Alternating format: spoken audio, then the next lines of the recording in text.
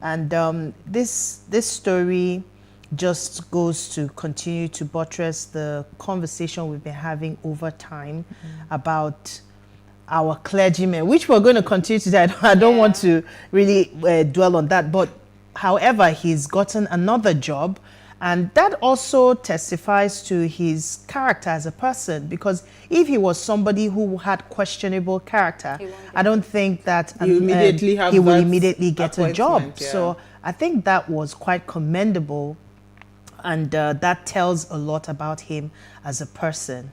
But we're going to go in depth in that conversation. Absolutely, when we come today. Yeah. Okay, Alera, your story. Okay, so from me, my story is actually, still on the attack in Kaduna. So 10 soldiers killed as bandits attack military base in Kaduna. So at least 10 soldiers have been attacked, and some others have been injured by bandits prescribed as terrorists who attacked a military base in Birni Gwari, I apologize, local government area in Kaduna. The incident happened at 6 p.m., about 6:30 p.m. on Monday, and security sources told Channels Television. However, the military authorities are yet to confirm the attack. According to the source, the bandits monitored the movement of the soldiers, and when some of them were out on to their headquarters, they actually attacked and they killed 10 people. And there are 11 persons that have been abducted as well at the location. I mean, this is getting more bizarre by the day. So, I mean, I saw the videos last week of some children and some women that were like beheaded with cutlass and all of that. So this insecurity that's really going on in the country is becoming so alarming that it's impossible for people living in Kaduna to even sleep at night, because there is no guarantee that they would even wake up the next day. It's very unfortunate. It's really crazy. Because even Kaduna has NDA. Their base is there. The base is there. So how did Kaduna State become so defenseless? It's crazy. Then how come they're even able to attack soldiers at their military base? Is there no security measures in like place? In your face. As in how? This is becoming more scary. If the soldiers that have the guns and all the trainings cannot protect themselves, what is going to happen to men Nigerians like us? Well, that do not have any... a former senator, Shehu Sani, said that now maybe they should allow people to start purchasing weapons or being able to defend themselves. Oh, wow. I'm just in a breaking news. It says reps consider bill seeking to ban cross-dressing in Nigeria and jail offenders for 6 months. Let's see how that goes. Let's see how that goes. Let me just to throw that out there. Just throw it out there. Our Instagram influencers. Now, guess whose picture is there? Bobrisky and James Brown. All right, so my story is actually a follow-up of, the conversation we've had about Will Smith, Jada Pinkett, and Chris Rock. So Will Smith's wife, Jada Pinkett, has come out to say that she wishes her husband did not slap Chris Rock. According to the actress, of course, everybody knows that aftermath is really biting hard. Yeah. It's hard to resign from the academy.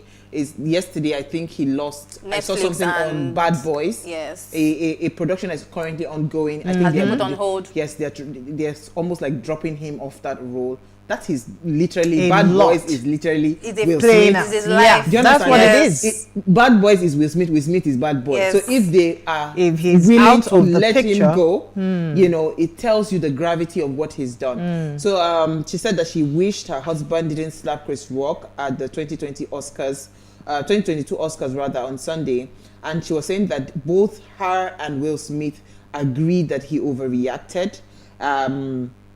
And that he agreed that he overreacted by slapping the comedian, and that it was in the heat of the moment and it was him overreacting. He knows that, and she also knows that, and they're in agreement that he overreacted. The source that quoted was quoted to have said this. You know what breaks my heart is that, did you see the video that Linda Keji posted? I think I shared it. She was shocked. Where that angle, they had not shown that angle all this while. That she was laughing. When he actually slapped Chris Rock, she was laughing. This was somebody that was quiet before. So if you really mean that you approved it. Do you understand? You approved it. So why do you come out now? It is because of the backlash that is happening to him back to back, having to resign, some companies dropping him off. That's why she's coming out to say he overreacted, because even her son tweeted that that's how it's done. You remember he tweeted? Jaden tweeted, when the father slapped Chris Rock, he tweeted and said, yes, that's how he's done or something. He made a very sarcastic statement saying like, yes, you don't mess with people and all of that. So for me, I think Jada, a lot of people are throwing shades at her, but I don't want to be part of the people like shaming her and all of that. But I'm saying that she had a huge contribution to this. Because you see, even when he was shouting, keep your wife's name out of, keep my wife's name out of your mouth, blah, blah, blah. If you were really, really like not in support of what he was doing at that time, you'd have got up from your chair. You'd have gone to meet him, you hug him and say, just, it's okay, calm down. Now maybe they fight for, but it's okay. It's okay. Do you understand? I know how they talk to my husband with I now. Besides, you will draw your legs, say, guy, calm down. As he's even standing up, walking, because it was a long walk. No, maybe they didn't know what he was doing. You don't even get my point. As it is, she approved it. So you can't just come out and say both of them have agreed. Like you never said it was. So if all these things did not happen, I just remember it was a hit of the moment thing. And that's why they say hit of the moment. If that happens, sometimes when you even have there's a way something happens and initially it doesn't hit until it actually hits. Yes, I know that. So let's give that benefit of the doubt. Of course. Yes, he may have laughed initially, but thinking about it as an American, eventually, if he was a Nigerian. If he was a Nigerian, or if it was a Nigerian, award, just like the way the Oscar was like an American award. First one is America. That one is number one. Harassment. They lawsuits that will follow you, and you did it on stage in front of the whole world. And guess what? Even though Chris Rock isn't even pressing charges, the police by themselves said they are getting ready to go and arrest Will Smith for assault. Do you understand? So it does not make any sense. You are his wife, right?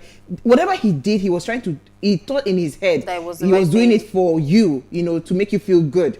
It tells a lot. I listened to that video when that guy was analyzing the relationship. It's actually toxic. It is toxic, honestly. Because you have to go and lose everything you've worked for because you want to try to protect me. Why? On that note, we take a break. We want to talk clergymen. Stay with us. We'll be right back.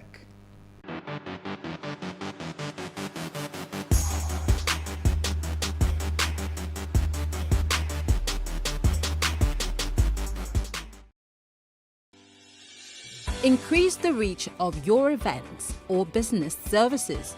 To advertise on Plus TV Africa, please call 0906 000 5719 or 0909 040 8408 or send an email to marketing@PlusTvAfrica.com. Plus TV Africa. Big stories live here. Hey, what's up, guys? You're welcome to another edition of Plus Event, and I remain your host, Ifeoluwa Oshuke. Your absence isn't an excuse anymore, as Plus Events is all you need, as we bring you the glitz, the glamour, and loads of fun. Oh, definitely. Right, no question. He's a living legend.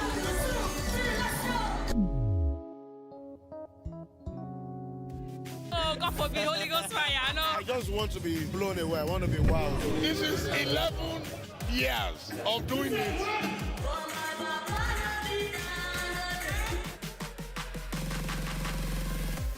I'm surrounded by so much positivity. No, it's okay. Yo, what's up, my people? It's your boy Starboy Terry. You're watching Plus Event on Plus TV. Stay glued to Plus TV Africa every Saturday and Sunday, 4:30 p.m. West African time.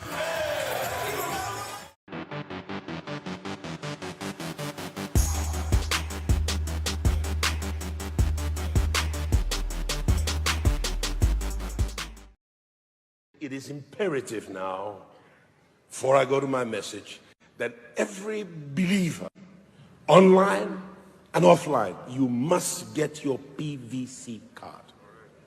I'm a man under authority, once used to be the deputy president of the PFN and did not want to go further in that structure in executive office so I could have more time to pastor this work and do some of the things that I feel God was sending me to do. And I'm still in the National Advisory Council, and we have been instructed that every Christian, every human being that you and I can contact must have a PVC card and you must prepare to vote. When we get closer to the time to vote, we will share with you the profile of the sort of candidate that you should vote for. And the one who ticks the most boxes, those are the ones you should vote for. And we're thinking of the entire country. And we believe that we can get up to 15 million more voters. Hallelujah. And that becomes a very significant block that must be respected, and it adds to the platform of our voice, harmonized as Christian leaders. Hallelujah. One thing that the next president absolutely must be is a respecter of the rule of law. Nigeria has become so lawless in the last, I won't tell you how many years, but in the last so many years, it has become a lawless state that as Christians, we also have imbibed that lawlessness. Hallelujah. So we do not know our wrong. Second thing that president must be, he must be a person who is not only given to development, but a person who can bring back foreign direct investment and foreign portfolio investment. That means somebody who can speak English well and can think in English well, the language of the world. Hallelujah. Somebody who has confidence in communicating skill and has charismatic visionary ability, and whose gift set can inspire people to follow the dream of Nigeria. You can't go to Kaduna by road. You can't go to Kaduna by air. You can't go to Kaduna by train. Question number one, why Kaduna? Question number two, who is trying to isolate Kaduna? Question number three, why? Question number four, after Kaduna, which next? More than 80% of all the oil we are producing is being stolen, and nobody has denied it. It came from the government. Number one, who is the one stealing the oil? Number two, where is the money going to? 80% of what should have been the income of a nation is going to the hand of some people. What do they want to do with the money? Who are the foreign nations buying this stolen oil? How many of these nations of the world are your friends? More than 90% of our income from the leftover of the oil that was stolen, we are using it to pay the interest of the money we have already borrowed. And then it is news. I'm sure you listen to the news. We are borrowing more. Meaning what? According to a friend of mine, we are moving steadily to bankruptcy.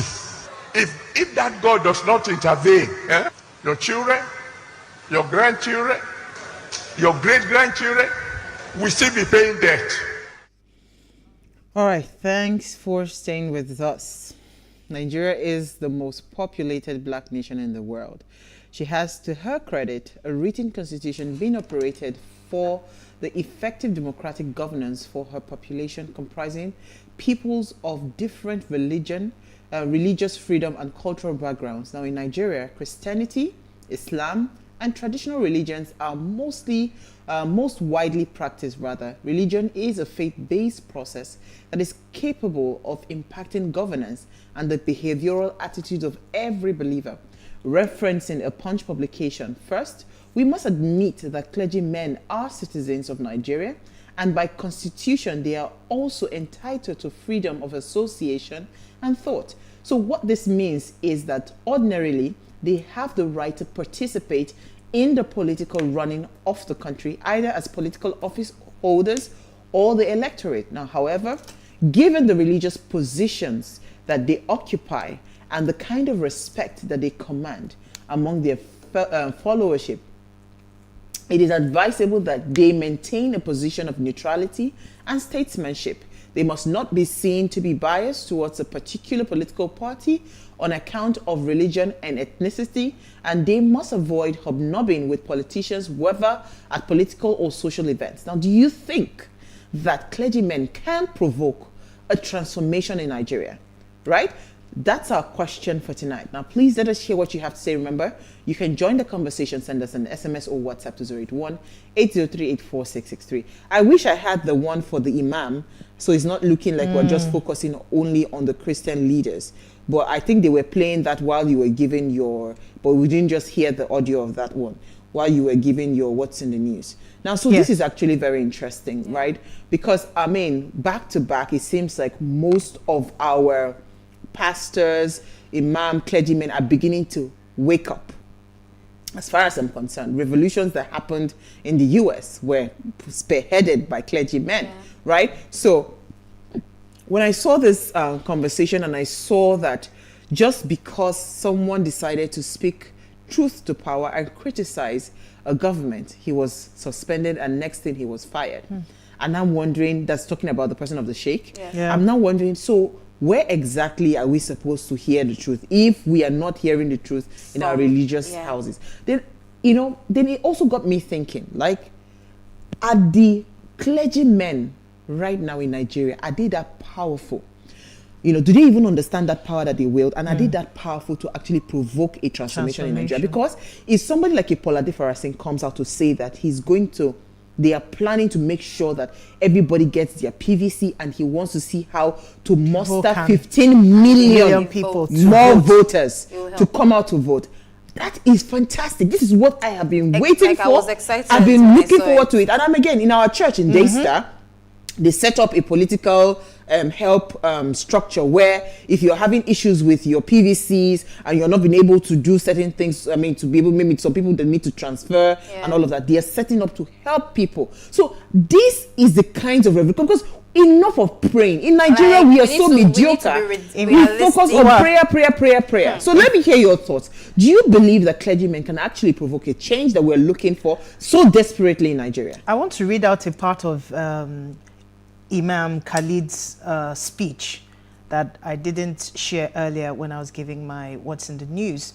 He said, while delivering the sermon, he said, Nigerian masses should not resort to only one term, which is protect our lives. We will come out to vote. Let us be killed. We will not come out to vote, since it's only elections that you people know. We need prayers. We need supplication. This is very important at a time when Nigeria is facing a very serious challenge. Everything is not working well. People are dying. Our roads are not secured. Most part of the country is not secured. The government is always telling us that they are doing their best, but we deserve more than the best as citizens, because we want a secured Nigeria.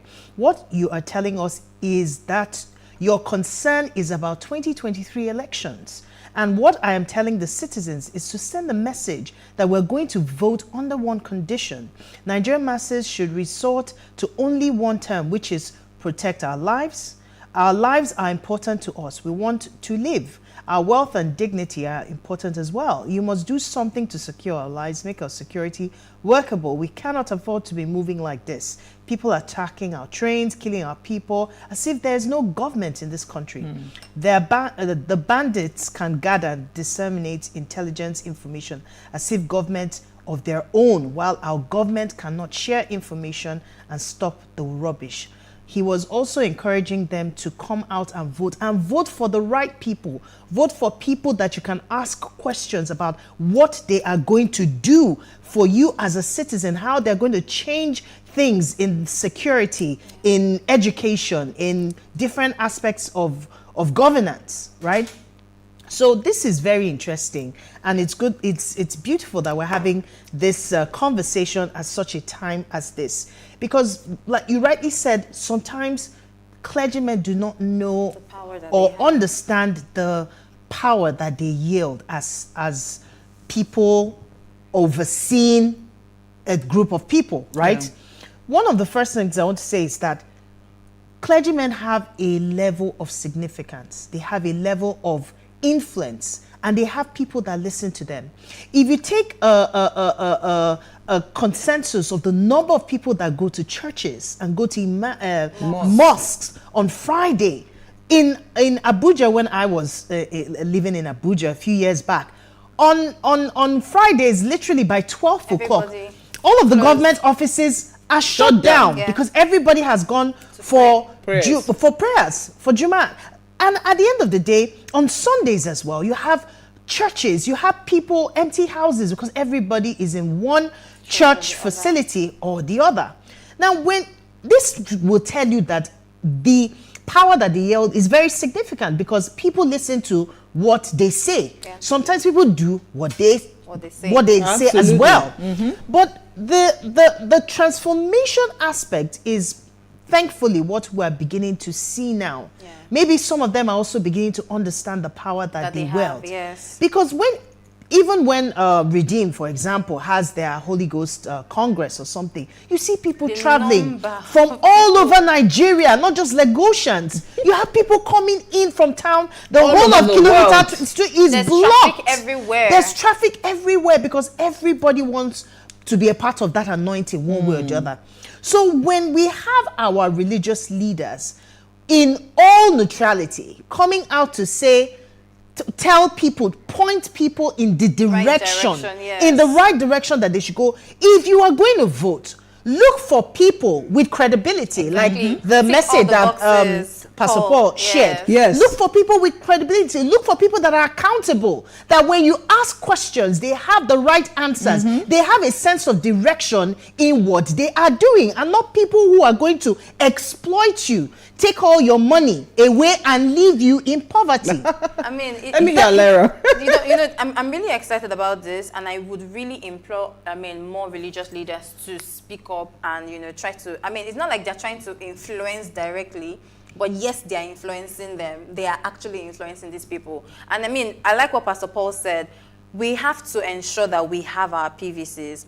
And it's not just only having your PVC.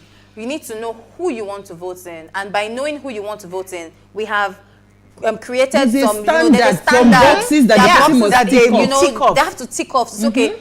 Like you said, is he going to answer? We don't even need to be, we don't even want the people that will be asking questions. You'll be telling us before we ask you. Explain to us, see what happened in 2020, that, the whole shooting and everything, nothing was said, nothing was explained. This is 2022. Everything has gone on the high side. Everything is expensive. Fuel is even scarce. Food is now like security. Everything is transport. But it's a mess. So you know what I think I like about the conversation?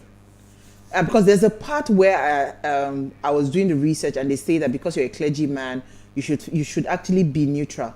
No. Where we are in Nigeria, you cannot be neutral as a man of God. We must know, or a man of where you stand. Wherever you stand, we must know it. You know why? Because I'm even telling us, the fellow churchgoers, if your pastor or your imam is not telling you this is the direction and where we are supposed to be looking at, you should not go to that church. And not the one that will be telling you who to vote for. We don't want them to tell you who to vote for. So I like the smartness as to which Pastor Paul put that video, because what he said, he has not said to you that vote A or vote B. He said they would give you what, you see, because there are standards for leadership. My goodness, there are boxes that leaders must tick. Opening your eyes. These are the things that you need to look out for. We should stop saying, "Oh, I will build roads. I will build." How? Those are like so lame. Where we are in Nigeria, we need to find. And I like what he said about charismatic, visionary leader. Because it's not just for you to have a vision. You must be able to carry people along.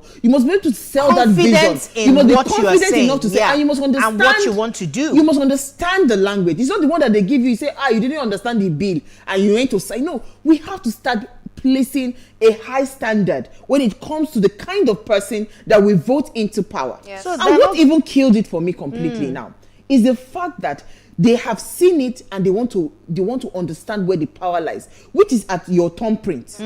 Where they say 15 million new voters are coming into the pool of existing voters. And this voter apathy, because let me tell you something.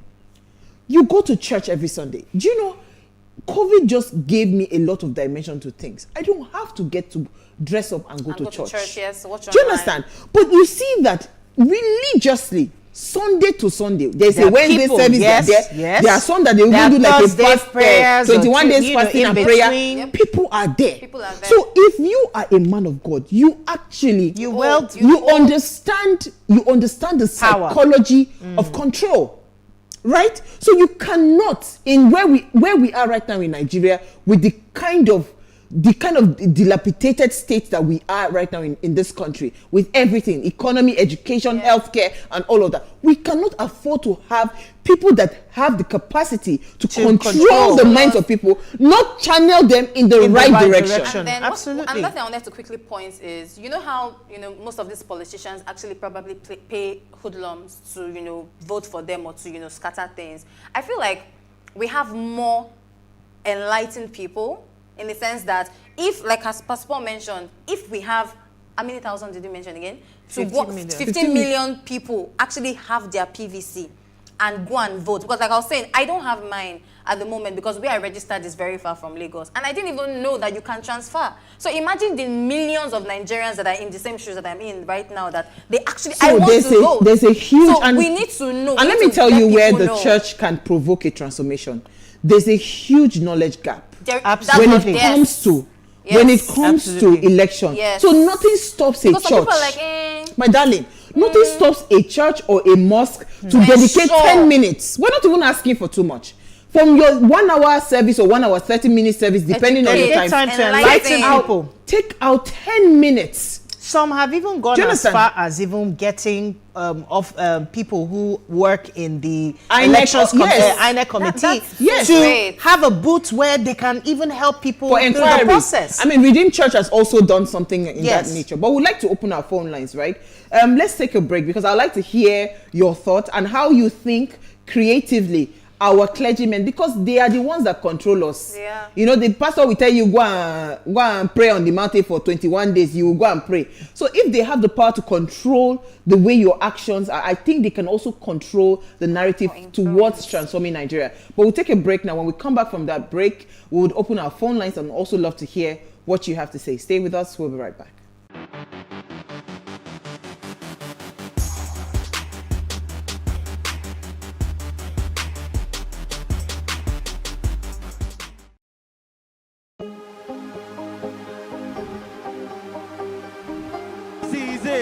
For upcoming artists to blow in Nigeria.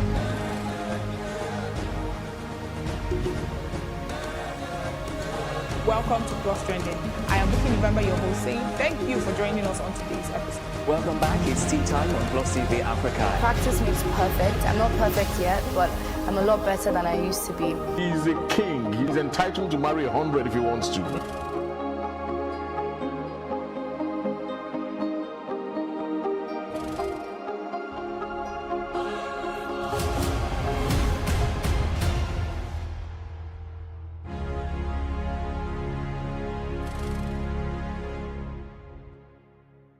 In raising our kids, parents should stop playing God.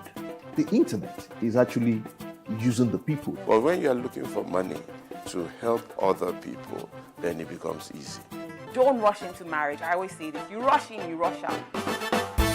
Family is the bedrock of every society and the essence of life. On Today with John and Helen, we dig deep into family values in every sense of the word. Join us every Saturday at 9:15 a.m. on Plus TV Africa, DSTV channel 408. With you, we play a part in strengthening the values passed from generation to generation.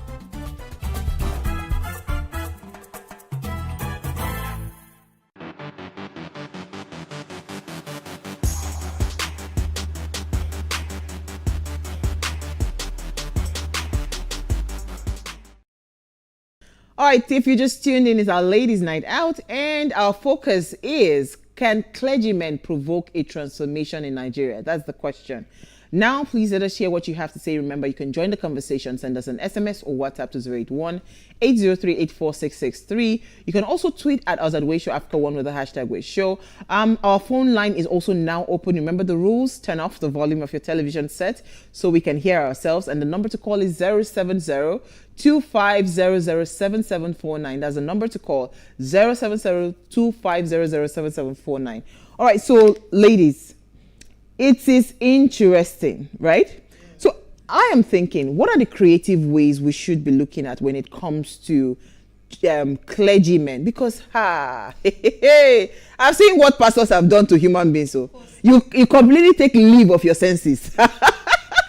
So So if we truly want to change this country, shouldn't we just go to the area where there's a core and there's something happening there, and they can actually expunge some bad habits and just and program a new, because we need to be reprogrammed in this country. We do, because I mean, this is even the reason why I'm really excited about this conversation is that if you actually move back to before now, the politicians already know the power that this leaders have. That's why you notice that some of them go to have service. Yes, in now some once of those election time, you see them attending big churches. churches. You see the pastors announcing almost getting endorsements. XYZ is here. People are not allowing him to work in his constituency. Let us pray for him.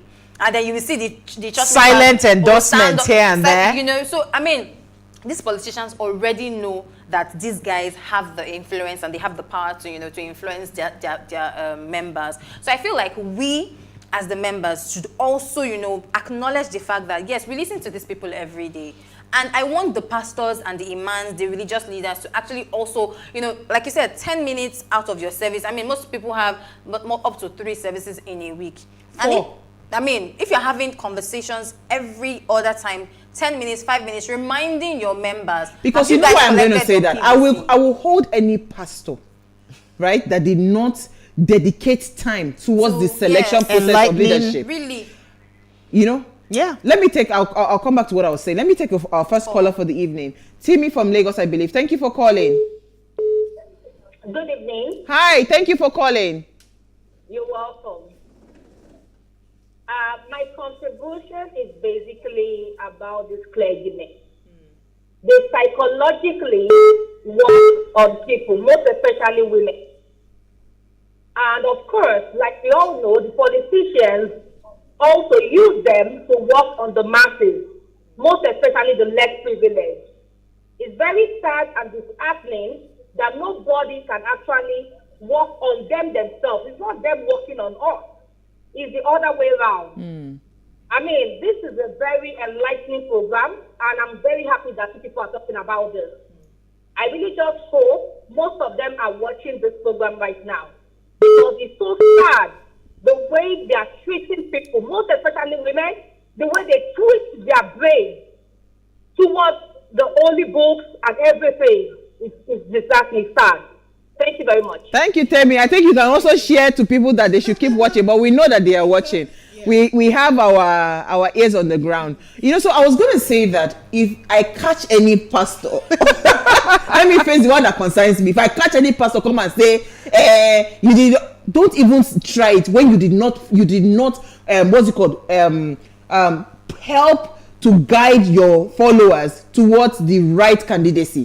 Because we can actually see this 2023. I am really hopeful because there is something in the air that says that it is just the right time to put the right person. Intentionality. Do you understand? So if you were not intentional about selecting and educating your congregation around the kinds of leaders we should be looking at, you should not come out and say anything. I think don't even castigate any leader. But we will put you in jail. Let me draw a little from something that Timmy just glossed over, and that is holding even religious leaders accountable.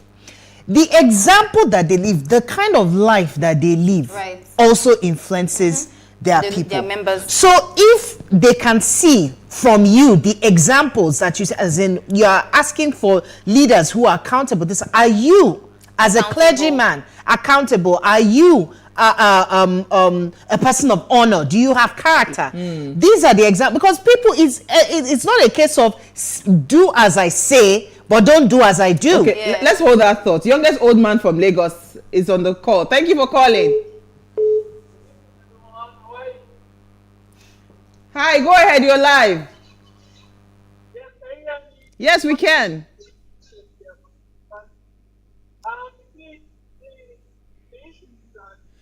The volume of your call is quite low. Can you speak up or probably call back?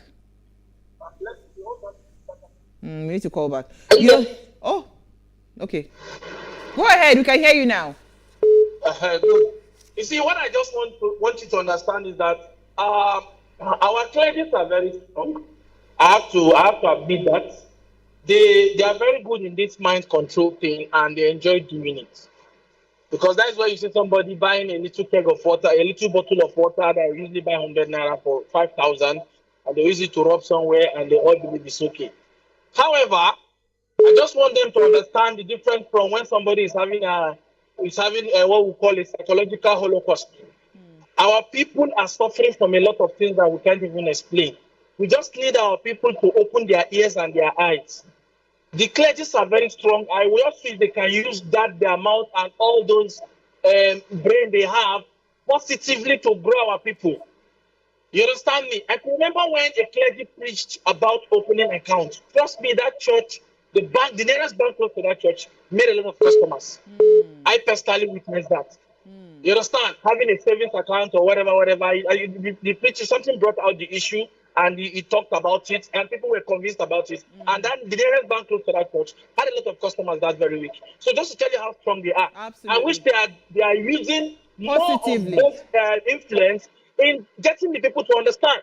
When will the church come to them and say, if you don't have PVC, you will not enter into church? Let's try that and see for a start. Or the mosque or the man say, if you don't have PVC, you will not come in to pray. This is something, this is a weapon that can protect everybody, even your enemy, to be a better person tomorrow. So I think if the clergy can wake up and emancipate us from this, our mental slavery, we'll be a better country. And I so much believe in this country. But our clergy, they have the power, though. Absolutely. But you know, most of them, they are very religious, but they are not godly. Well, they will start being godly and put the important issues, the fundamental things, into their preaching. Thank you so much. You know, I mean, out of my, I was going to say that, in all honesty, those are the kind of extreme measures and intentionality that we need to see from our clergy. Yes. Don't come to service if you are not. And if you yourself, your own PVC is ready. Should be there. Yes. You should be the front burner. You should be flashing it and showing people that I have done this. Be the example that they need to see. Absolutely. It's not just about talking and then you are not being doing anything about it. Because influence is very powerful. Sometimes they don't all understand. And I'm still hammering on the fact that, I mean, a lot of people do not know what to look out for. Absolutely. And it is the duty, because, I mean, if you, like Pastor Paul mentioned, if you're actually going to open your mouth to have this conversation, then you should be able to guide people to know who are we supposed to put in place. Nobody's calling names. I know why. But those points have to those points were heavy because of the kind of person that he is as well. Yeah, let me take Yomi from Ibadan and I'll come back to that point. Thank you for calling. Okay, good evening. Hi, good evening. Yeah, so I think it's a good suggestion that all of us should get our PVCs. But we should also solve the problem of them presenting to us two options that are very bad. For example, at the end of the day, even when you get your PVC and they bring two useless candidates before you and tell you to choose, your PVC will not help in that kind of situation. So how we will get people who are defined by Pastor Paul's criteria as candidates. The candidates should be part of what we should focus on. Absolutely. So that the candidates that will come up will be good candidates. Absolutely. Thank you. Thank you so much. That was why I was saying that the church has to be part of the electoral process, right? It's not just, I like the sensitization, get your PVCs and all of that, right? But I was going to say that the church also created the kind of people we have today. You know, the truth is that I used to think I have a problem when I was growing up. You know why? I do not understand going to kneel down in front of any man to lay hands on me to pray for me. Sure. But I used to think I was possessed because one pastor actually told me that I was possessed. And because I just felt like I had access to God. So why do I need to go and kneel down in front of another man to lay his hands on me? So I am not that kind of a person. Yeah. If I call you my friend and you're a pastor, it's because we are friends. It's not because I need you to be praying for me. Yeah. But go and check the number of people that will just sit and say, my pastor is in a real okay, he's praying for me and all of that. So you see this thing, why the pastors, they owe it as a point of duty to make sure that they guide their followers to the right direction is because they are also part of the people that have created these zombies, right? Over the years, we are all most people are zombies. They don't even know left from right. So if the pastors understand this, that they are part of the problem, then they will also sit down to fix the problem. A lot of them do, in the way that they're thinking. They don't want to lose that kind of significance, subservient, and relevance in the people that are contributing to their churches. That's why. So most of the time, especially those who are who do not even realize that they're insecure in themselves. When you know true power, you are able to let go and it comes back to you. When you empower people and they're able to stand, that is even more superior power than when you keep them subservient and always waiting for your guidance one way or the other. When people know what to do and they see that example in you, then they will be able to move out and go and duplicate themselves anywhere. That's why I love my pastor, Sam Adeyemi. Let me take Olawale from Bono State. I just had to chip that one in. Go ahead, you're live. You are live.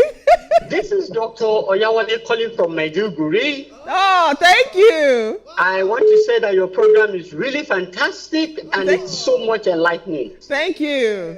In conclusion, let me say that the pastors and the clergy has great influence in the general populations.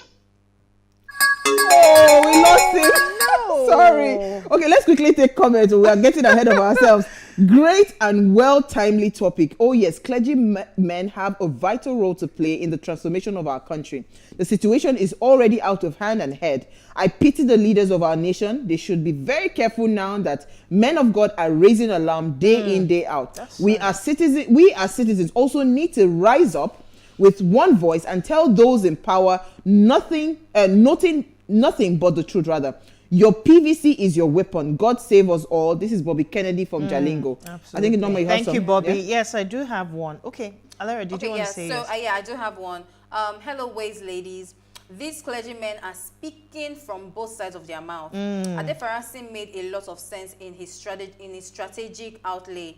Adeboye and RCCG are not consistent in their ability to speak truth to power. RCCG and Khan were very critical of Jonathan, critical of Jonathan, but have been very meek because their one of their own VP is involved and don't want to be criticizing the government in economic matters and end SARS.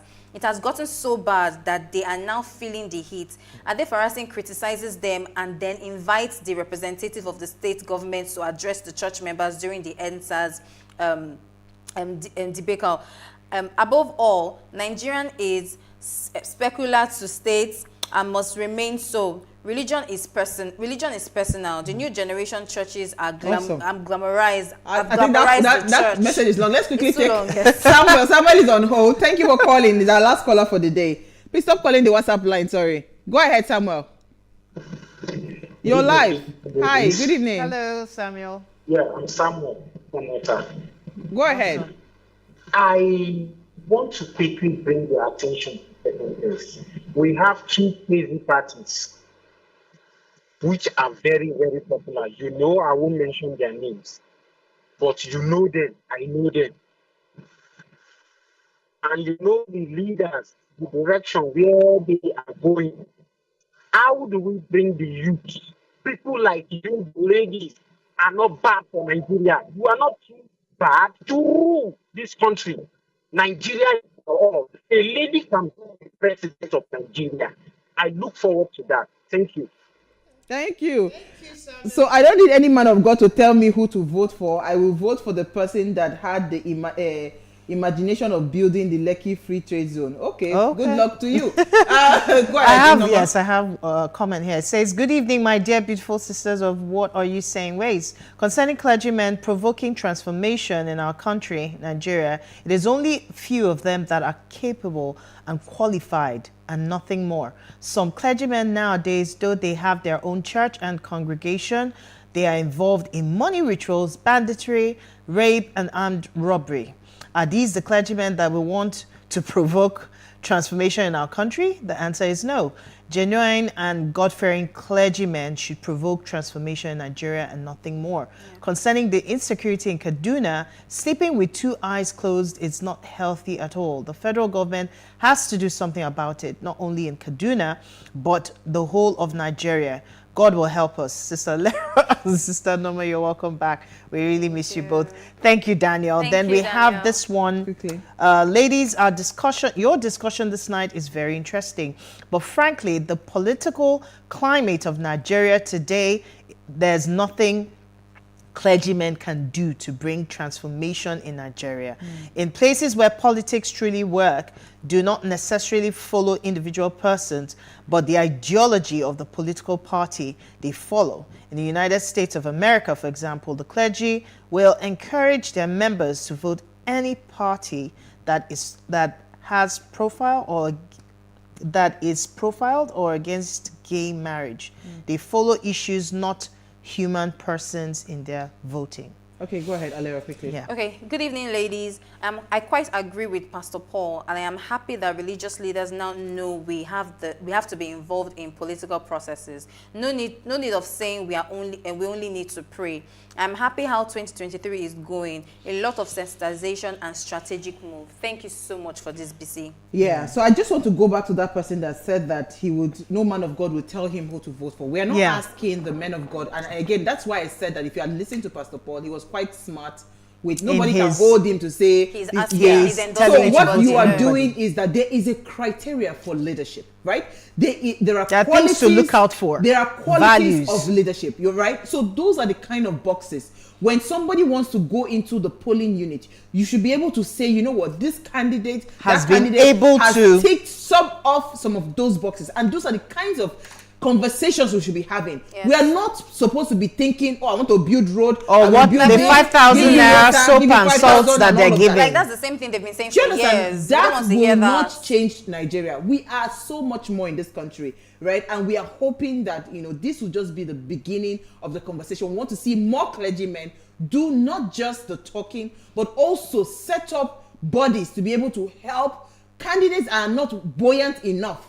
Right? It's not just, you also put your money where your mouth is. Because there's a lot of money in churches. Yes. I don't know about mosques because I'm not a Muslim. No, Muslims but there are lots of money in churches. So we need to get more people. Donations. Yes, we need to get more people to support, the right candidates. But I think we've had a fantastic conversation. Have. If I can say so myself. I mean, we don't have a choice. And I just really want to implore Nigerians. I know that a lot of people are not interested in politics. I used to be one of those people that was never interested in politics. But with everything that has happened this year, let's not even go back. With everything that has happened this year, from 2020, from Bamishe it's enough to tell you to the people that are being kidnapped, to the people the doctor, all of them, everything. It could have been your brother or your sister or your child. Or you. It needs to hurt you as bad as it has hurt the victims' family members, and we need to take our stand ASAP. Wake up, greetings, ladies. The clergymen have great influence on changing our country, but some of them are not accountable, competent, and trustworthy. That's Gift of 4. Thank you so much, Gift. I think she's from Angola, I think. Yes. I finally got the name. Yeah. All right, so thank you so much, ladies. We had a fantastic, and thank you to everyone that called.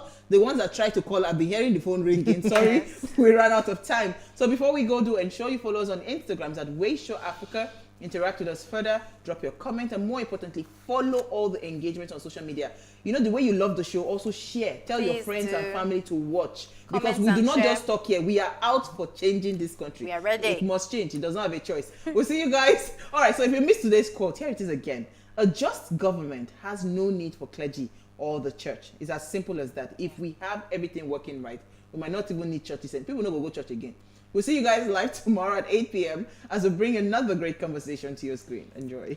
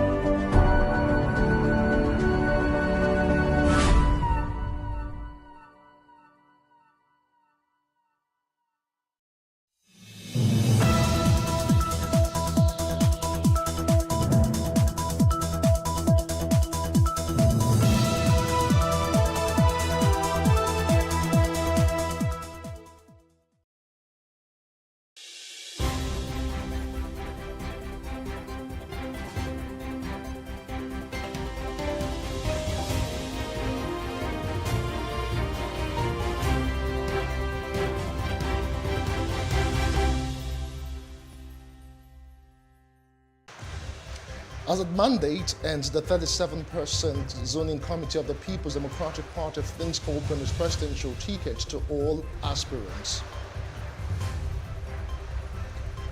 Subscribers already bearing the brunt of the federal government's directive to all telecommunication companies to buy outgoing calls on subscriber-identified module cards not yet linked with the national identification numbers.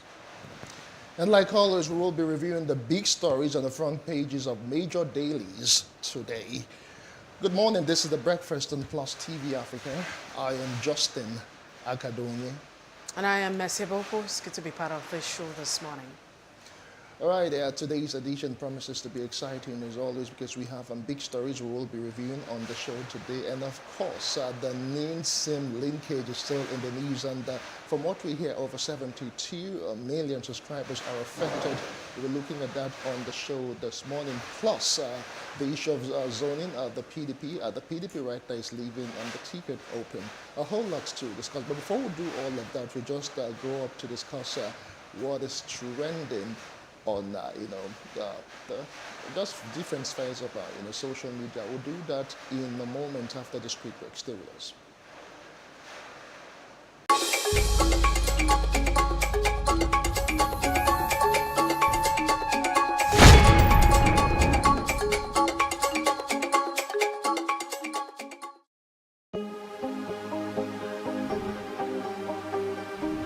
Seize it for upcoming artists to blow in Nigeria.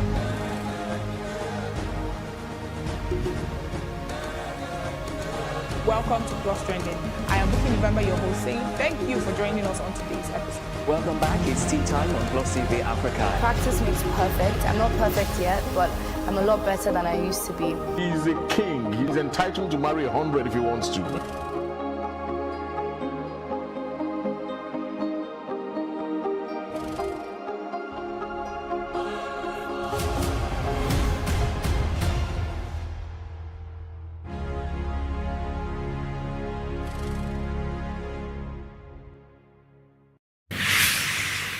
So what are the top decisions that the United States considers necessary that Nigeria must take? I like to think of my interactions as conversations, not interviews. And that's why I say asking questions is both an art and a science. Everyone says in Islam you are allowed to have 4 wives. Is it mandatory? The right question enables answers that educate, inform, clarify, and help you, the viewer, to better understand the issue before making up your mind. Our goal is to reduce from 10 to 2 days the time it takes to register businesses in Nigeria. Join me every week on this station, Plus TV Africa, and gain exclusive access to my conversations. I'm Angela Ajetumobi. How can we have peace without justice? Plus Politics. It's not just another political conversation, it's about keeping you in the know. The relevant interviews, asking the tough questions to those that matter. Get the answers you need. Does it mean that the people who were injured, people who were shot at, those who were involved in that stampede are not going to get justice? It is unfortunate, it is sad that we have a government of deaf and dumb. Analysis from top experts. The last election was not really an election. We feel that Obasanjo has a very special place in his heart for hating Ijaw people. I think it really boils down to 2 things. 1, trust and accountability. Plus Politics, every weeknight at 7 p.m. on Plus TV Africa. All right, welcome back. It's still The Breakfast on Plus TV Africa. We're going straight to the biggest stories trending right now. What's is in the news in Nigeria right now? A whole lot of people are affected. I even know some of my colleagues who, who are affected, who have not linked their NIN to their SIMs, and they've not been able to make calls since yesterday, although they've been trying to make calls from WhatsApp, an alternative for them. But then, about 72 million Nigerians, as we hear, are affected by the this issue, the name SIM linkage, and I wonder why some people had to wait for the 11th hour. Mercy, do you have any idea? Well, I think that, the issue, first of all, we need to understand that we have a trust deficit, right? And with the trust deficit, mostly you find out that even when government comes up with a policy that would actually benefit the people, a lot of persons are very critical and, have always showed doubt about, what the federal government, their policies. And so one would think that the government should pay attention to continuous awareness creation, sensitization, just to, put away all of those doubts and fears and whatever. I mean, you constantly have to put the truth forward. That's what it is. It's like with the COVID-19 and, with the vaccination. You have a lot of persons who have not been vaccinated. A lot of persons who really think that, the COVID is actually just, a hoax and there's really nothing there, right? So what you need to do is constantly put the message, put the actual message there, constantly press it forward. And it will just get to discourage the other culture or the doubts and get these other persons to, to this other side of the divide. But some people say, oh yes, the federal government had given like 6 months to subscribers to engage, but that hasn't really happened. Like I mean, 8 extensions. Mercy. Well, the truth is, you would always have these things. I mean, these are things, but one would actually encourage that this should be, because right now, if you look at who is actually on the losing end, an economy is Nigeria, or we know that inflation, I mean, a lot of things are going on. We are just going down the drain. One would think that the government would think about these investors. Who, yes, because as we speak right now, the service providers are the one who are on the losing side. Do your mathematics. I mean, do the calculation. 72 million persons have been bad. You know what that means? Yes. Translate it into Naira and Kobo, and then you understand. So it would always be that government should allow this process to be continuous. Okay. Mercy, have you linked your SIM to your NIN? See, so that's not actually the issue here. I really don't know why Justin is trying to put me on the spot. I mean, I'm communicating, having awesome communication. You have been communicating since Yes, I have been communicating. Yes. All right, a whole lot of people who cannot communicate via the regular, means have had to resort to WhatsApp calls. How's that going for some people? I really don't know. But, you have some other quarters saying, oh, maybe the federal government's going to buy. I feel like, so this is what it is. If you have a product, if you have a service, what the government, we need to, I know that we have the Ministry of Orientation and, information across the entire states of the Federation. We need to be big on this. It's okay to go ahead with, with the sticker approach, but, you have the carrot and sticker approach. Government needs to sit back. This is people need to understand the importance of this. Now, jokes aside, there are a lot of conspiracy theory. There's a lot, if you check the microblogging platform, you see a lot of thoughts out there. People, I mean, there's a lot of it. So some people feel like, oh, this is just another way, this is just another plan. This is just a certain agenda, you're going to be tracked and killed, all of this kind of stuff, those who are very critical of the government. So I don't think that this is very brilliant. Like I always say, that it's good that the government stays in sync with the people. So a lot of persons haven't really, just like with the vaccination that I mentioned, have been on the other side of the fence, and for a certain reason. Then we understand that there will just be, some people who would really take this for granted. But I think that, constant awareness, we need to push the message. We need to let the people understand why this government is embarking on this. And let's not even forget that this is not even the Buhari-led government's, ideology or idea. This has been, a process that's gone on for a very long time. So it didn't even start in this particular regime. Let's even also forget, as much as, because it's actually fantastic, we need to understand, we need to identify ourselves, we need to know who's coming to Nigeria, all of that. But to say that, to say that this would actually help us in barring, was the word bar or banned, or deter, or stop kidnappers and the bandits, I really don't think so. Because we need to understand that we're not in a conventional war, And because we're not fighting the regular war, then these persons are already thinking ahead of the box. They already understand how your actions and your moves are going to, what the next action you're going to take as a government. They know what you're going to do. They can predict all of this. And so they'll be acting a step ahead. We live in an era where, technology is on top of, the game. As we speak, there are apps that you can make calls with without being registered. All you just need to do is have internet connection.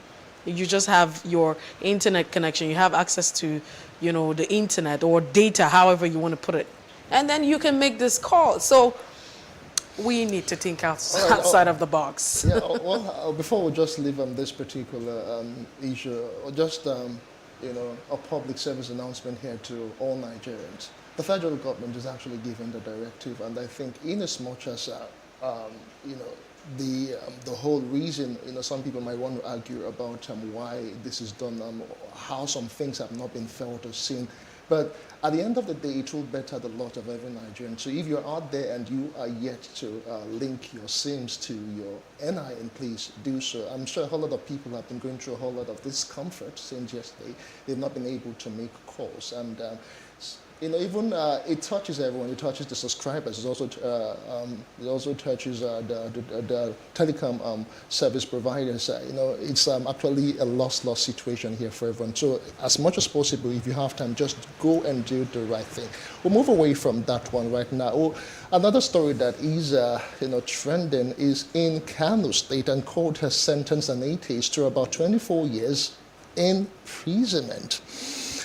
Mercy, I still haven't gotten the entire story, but I just would want to believe that when it comes to religion, you have the right you have freedom of religion, you have freedom of association. Some people just, do not believe in God. Some people practice the African traditional religion, while some people practice Islam. Some also practice Christianity.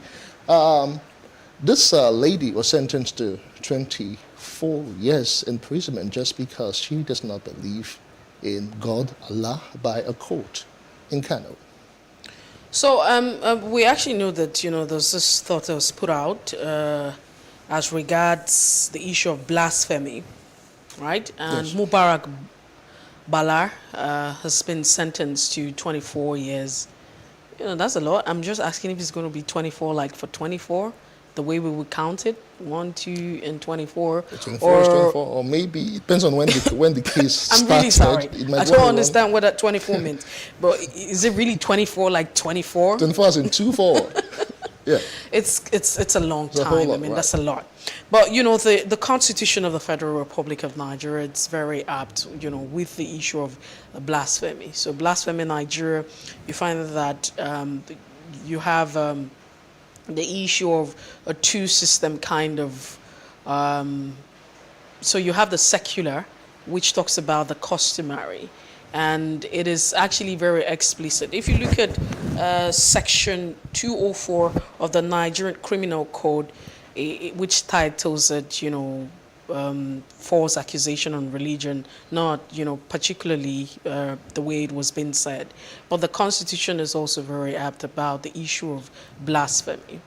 And as much as it's okay to say, because I haven't seen that post. First, the argument was that he posted. I haven't really been trying to check out what exactly was posted April the 28th in 2020, because according to the reports, this post that was made caused a lot of confusion. It caused a serious issue in Kano at the time. But if you talk about religion and the right for people to associate and belong to any religion, the Constitution also guarantees that. But the law also talks about the issues of blasphemy.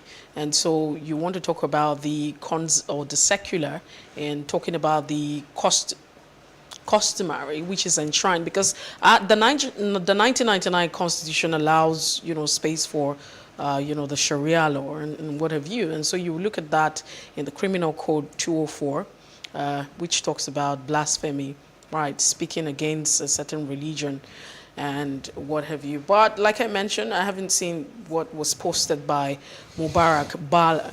But also, people begin to juxtapose that. We have a lot of issues. I mean, if 24 is 24, that's a lot. That's so much. It's like saying someone stole plantain. Thief, I mean, stealing is stealing. Okay, so that's a case of theft. And so you have to, you know, sentence them to 10 years. It's such a harsh, you know, harsh judgment, So if you ask me. the judge or the court should have actually tempered justice with mercy. Yes, I mean, look at that, because right now, so the comparison will be, we begin to look at the issues that we're faced with.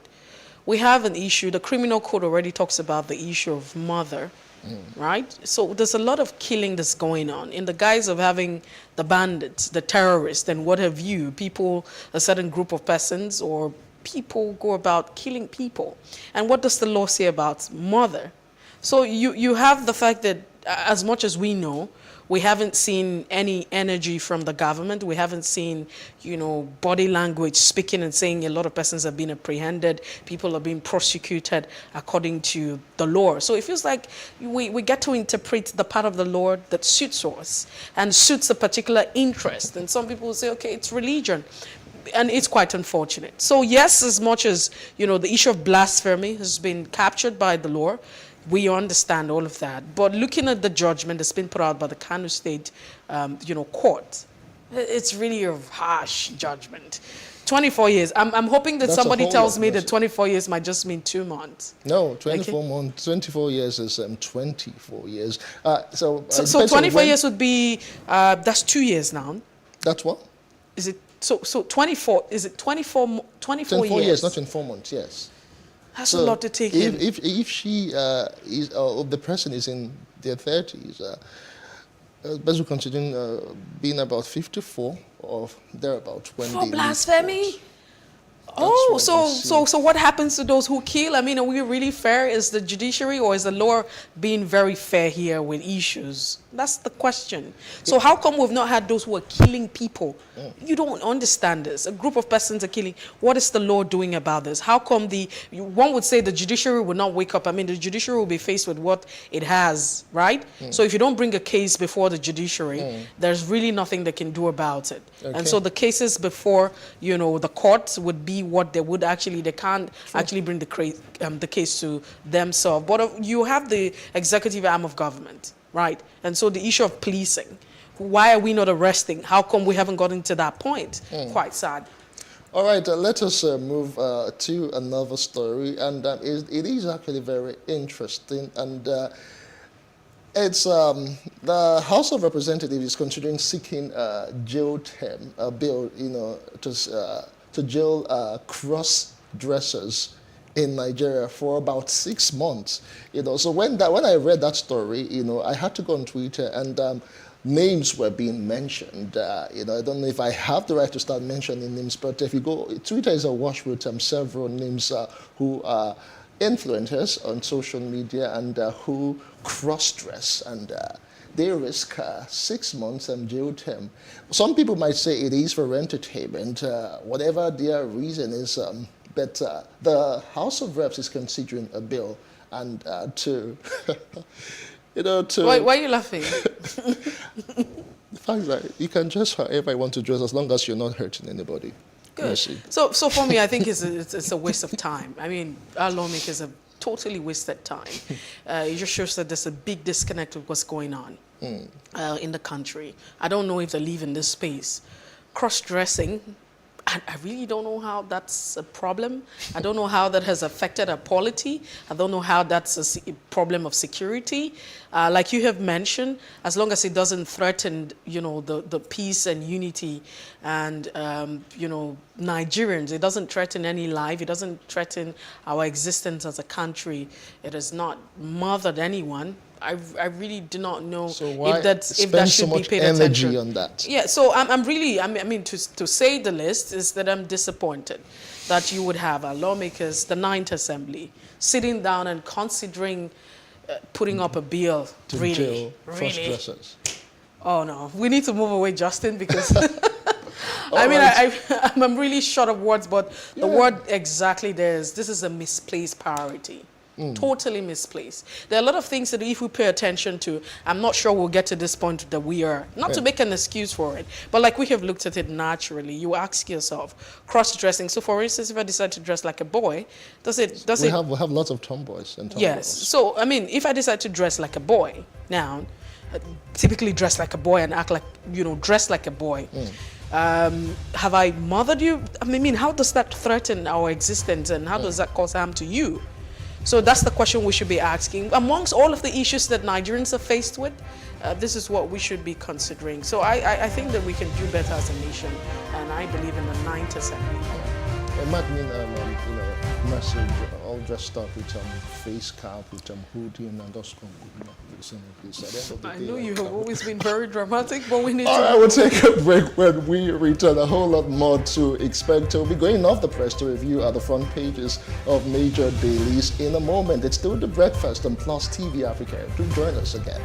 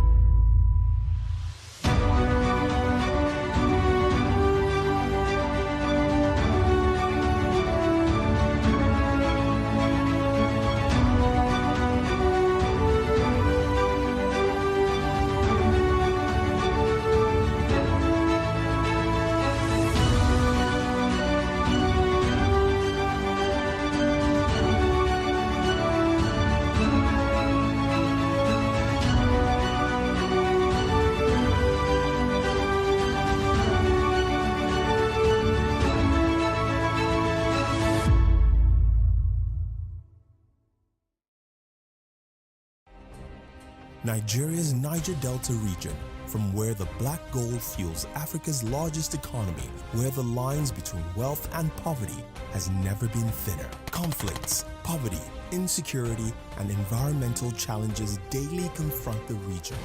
How can the Niger Delta story be changed for the better? Join Mamude Akuga at 9 p.m. every Friday evening on Plus TV Africa as he probes deep in search of solutions. Inside the Niger Delta with Mamude Akuga, the authentic voice of Nigeria's oil-rich region.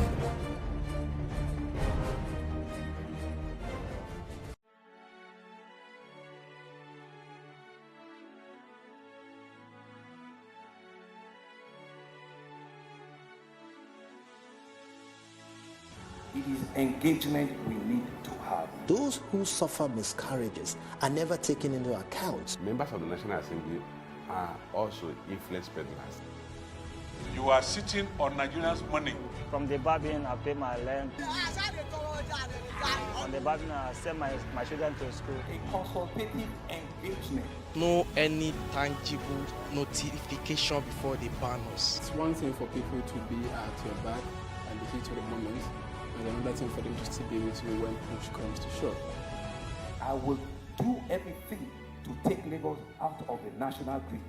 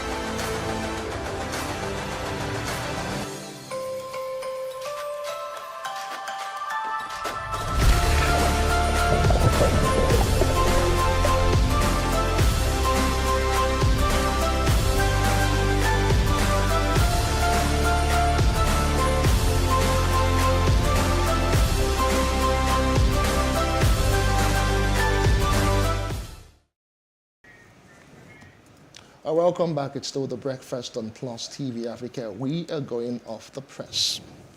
Well, it's time for us to take you through the pages. As always, we have Tunde Kolawole. He's a legal practitioner. He joins the conversation in no time. But Tunde Kolawole, it's good to have you this morning on the breakfast, off the press to be precise. Time for always being there. We can barely hear you. We hope that the audio has been improved as we proceed. We'll start off with the Leadership newspaper this morning. And looking at the Leadership, the top caption or bold stories or header would be our focus this morning. 2023, PDP jettisons zoning and throws presidential ticket open. 7 days after train attack, terrorists kill 51 soldiers in Kaduna. And this is really sad. Nigeria is bleeding. Former governor of Lagos State, Bola Ahmed Tinubu, is quoted.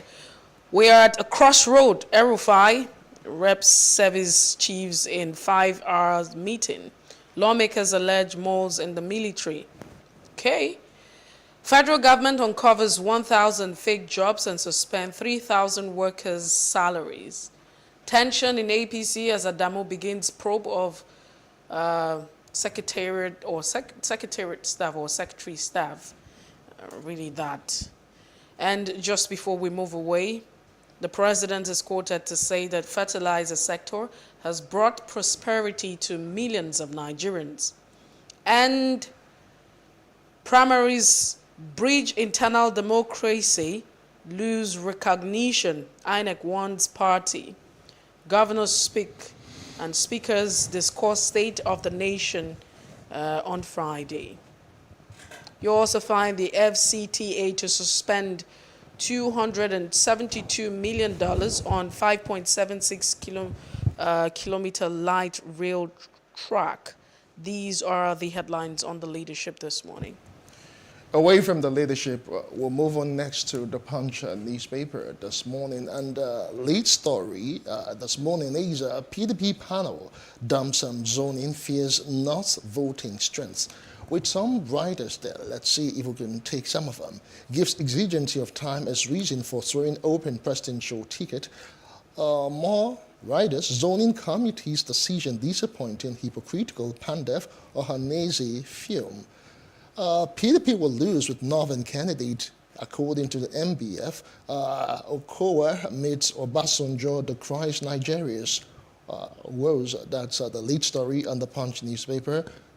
Other stories underneath that pictorial there. Reps meet Service Chief. CDS seeks support against terrorists. 1,500 federal workers with fake appointment letters under probe. Unemployment looms as truckers lament 50% drop in cargoes. Ogun Church scatters as preacher dies during sermon against ritualists. Interesting. Account for 6-month oil production, reps orders the NUPRC. Above the masthead, or just beside the masthead rather, there are other stories. IG dismisses 9 policemen for spearheading planned strike. Nigeria's imports rise by 12.11 trillion naira despite forex shortage. And just above the masthead, let's see if we can take some stories there. Nigeria bleeds, Tinubu laments during Kaduna visit. 7 train workers missing, losses hit 80 million naira, 163 passengers unreachable, according to the Nigeria Railway Corporation. Omo Agege asks aides to resign ahead of primaries. Those are all the stories you can find on the front page of the Punch newspaper this Wednesday morning. Well, let's move away from the Punch. We quickly take a look at the Daily Independent newspaper. Now, this papers or the papers might just be, the story might just be dominated by all of the papers this morning, talking about the PDP and the zoning committee. PDP zoning committee finally throws presidential ticket open, so no zoning for the PDP. Fayose resigns committee membership over presidential ambition. That's what you find. Underneath, that's a rider. Away from the rider and the bold header, anxiety as Bola Ahmed Kam slows mobilization after APC convention. Terrorists attack Kaduna military base, kill 11 soldiers injure 19. So the question of whether or not we have been overwhelmed by bandits and terrorists is, another question to think about. Governors to hold emergency meeting on insecurity with state assembly speakers. Nigeria is troubled. The president, former president, orders need to be consulted. Nigeria is troubled. Former President Olusegun Obasanjo orders need to be consulted. Okowa is quoted on that.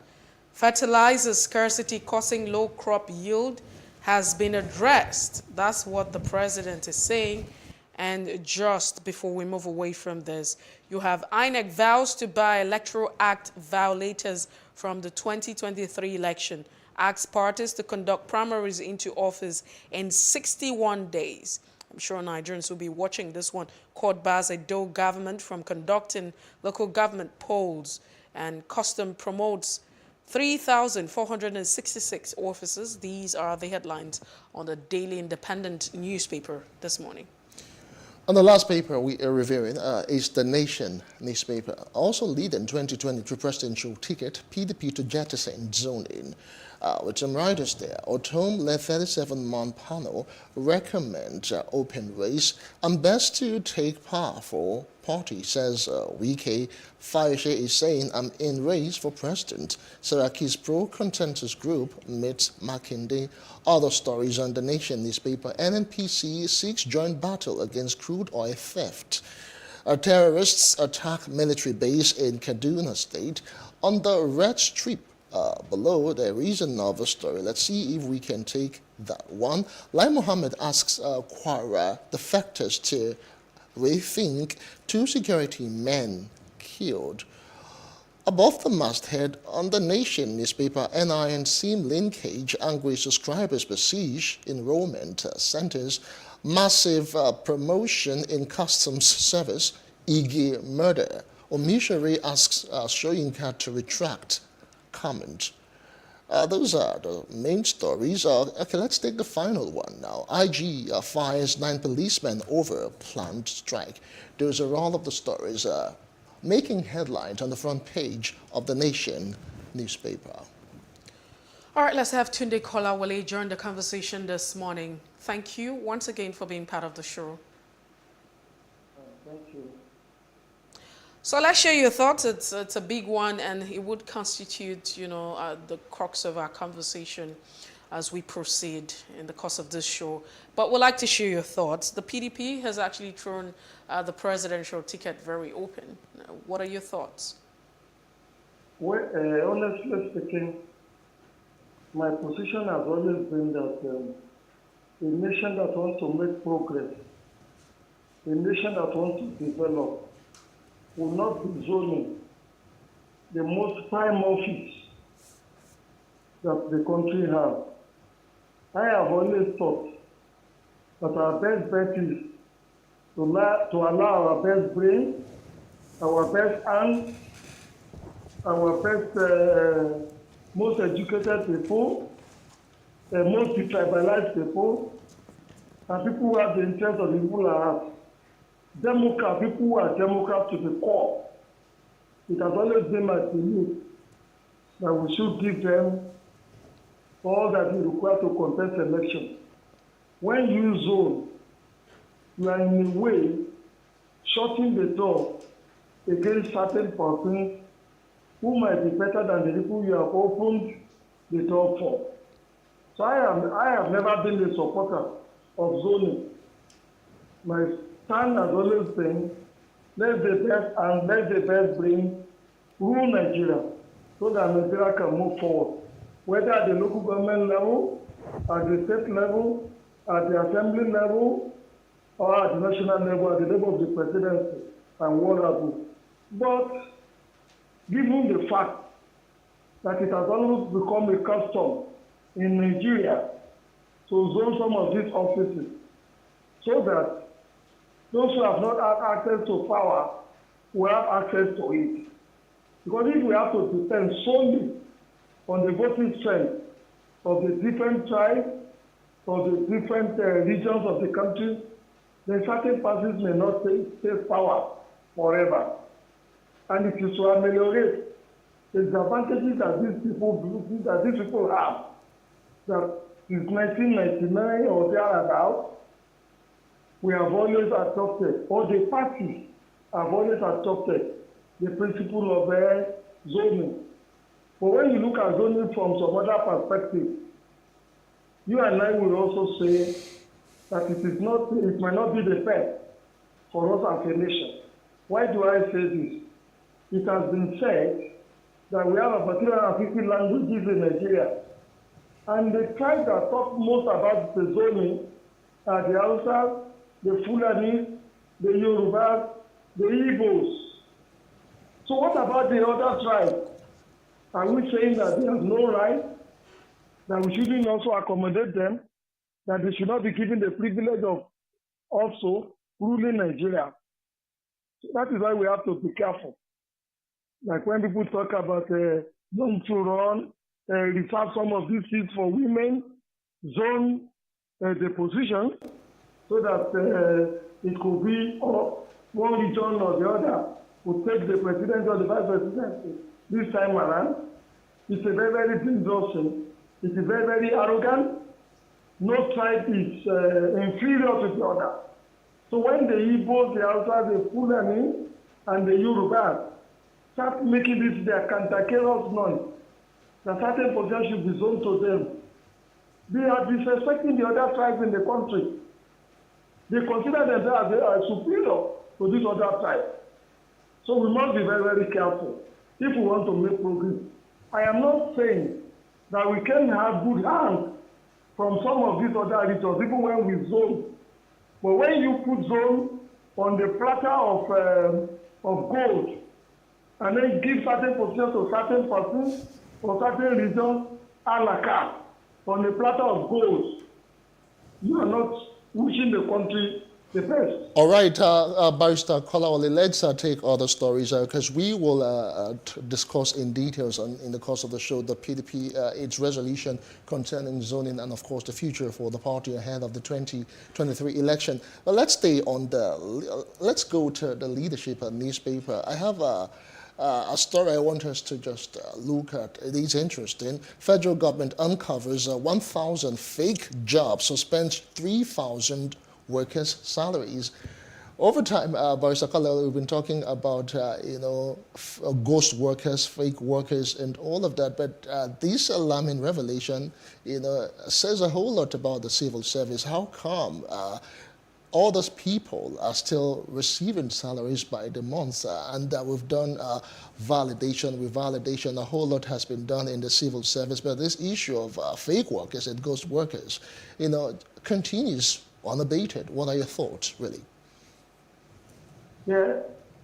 While I do not support people employing very fraudulent methods to get into employment, while I do not support people cutting corners to get jobs, while I do not support people offering bribes in order to be employed in certain places, we must, however, remind ourselves, we must, however, remember that the level of unemployment in this country is such that anybody who is unemployed will do whatever means are available for him or her to get a job. And those who also employ these people these people have been employed, that they call ghost workers. Are we saying that they are not Nigerian? The people who are employing them, are they not the people in the federal civil service?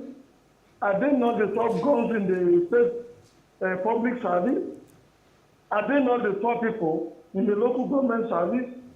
Are they not the top people in the National Assembly Service Commission? The truth of the matter is that with the high rate of unemployment in this country today, anybody will do just whatever they could do to get into employment. And furthermore, like I said, these people that we are calling ghosts are also Nigerians. If we have been able to create jobs for people at the rate at which we should be creating it, I'm sure this desperation for jobs this emergency of ghost workers all over the place wouldn't have been there. And if it is there, it will be minimized. For me, I have always said this, if any Nigerian is unemployed, in order that they not be hungry and angry, I would even rather employ them to be digging holes and covering those holes back, and then be paying them salary for digging and covering the holes back, so that they might be able to put food on their tables, so that their wives and children will not suffer, so that their husbands will not suffer, so that their children could go to school, so that their women will not have to engage in prostitution to keep the family together. So whoever is talking about those workers, he is not looking at the picture in the way and manner it should be looked at. We have created a pandemic in the area of unemployment. And wherever we get those workers, if the people are qualified to be employed, if they have the requisite certificates and all that, for God's sake, I think we should just normalize the employment and then punish those who have brought them into the service through the back door. All right. Barrister Kolawole, let's slide to the Punch and newspaper. There is another story also making front page just above the masthead on the Punch. 7 train workers missing. Losses hit 80 million naira. 163 passengers unreachable. That's according to the Nigeria Railway Corporation. These are coming days after the attack in Kaduna State. But Mr. Kolawole, what are your thoughts? From what we understand, 7 people are still missing. Well, it's a very sad story to read, my brother. That several days after this attack took place, we still have not been able to reach some of the people who were kidnapped during the train attack.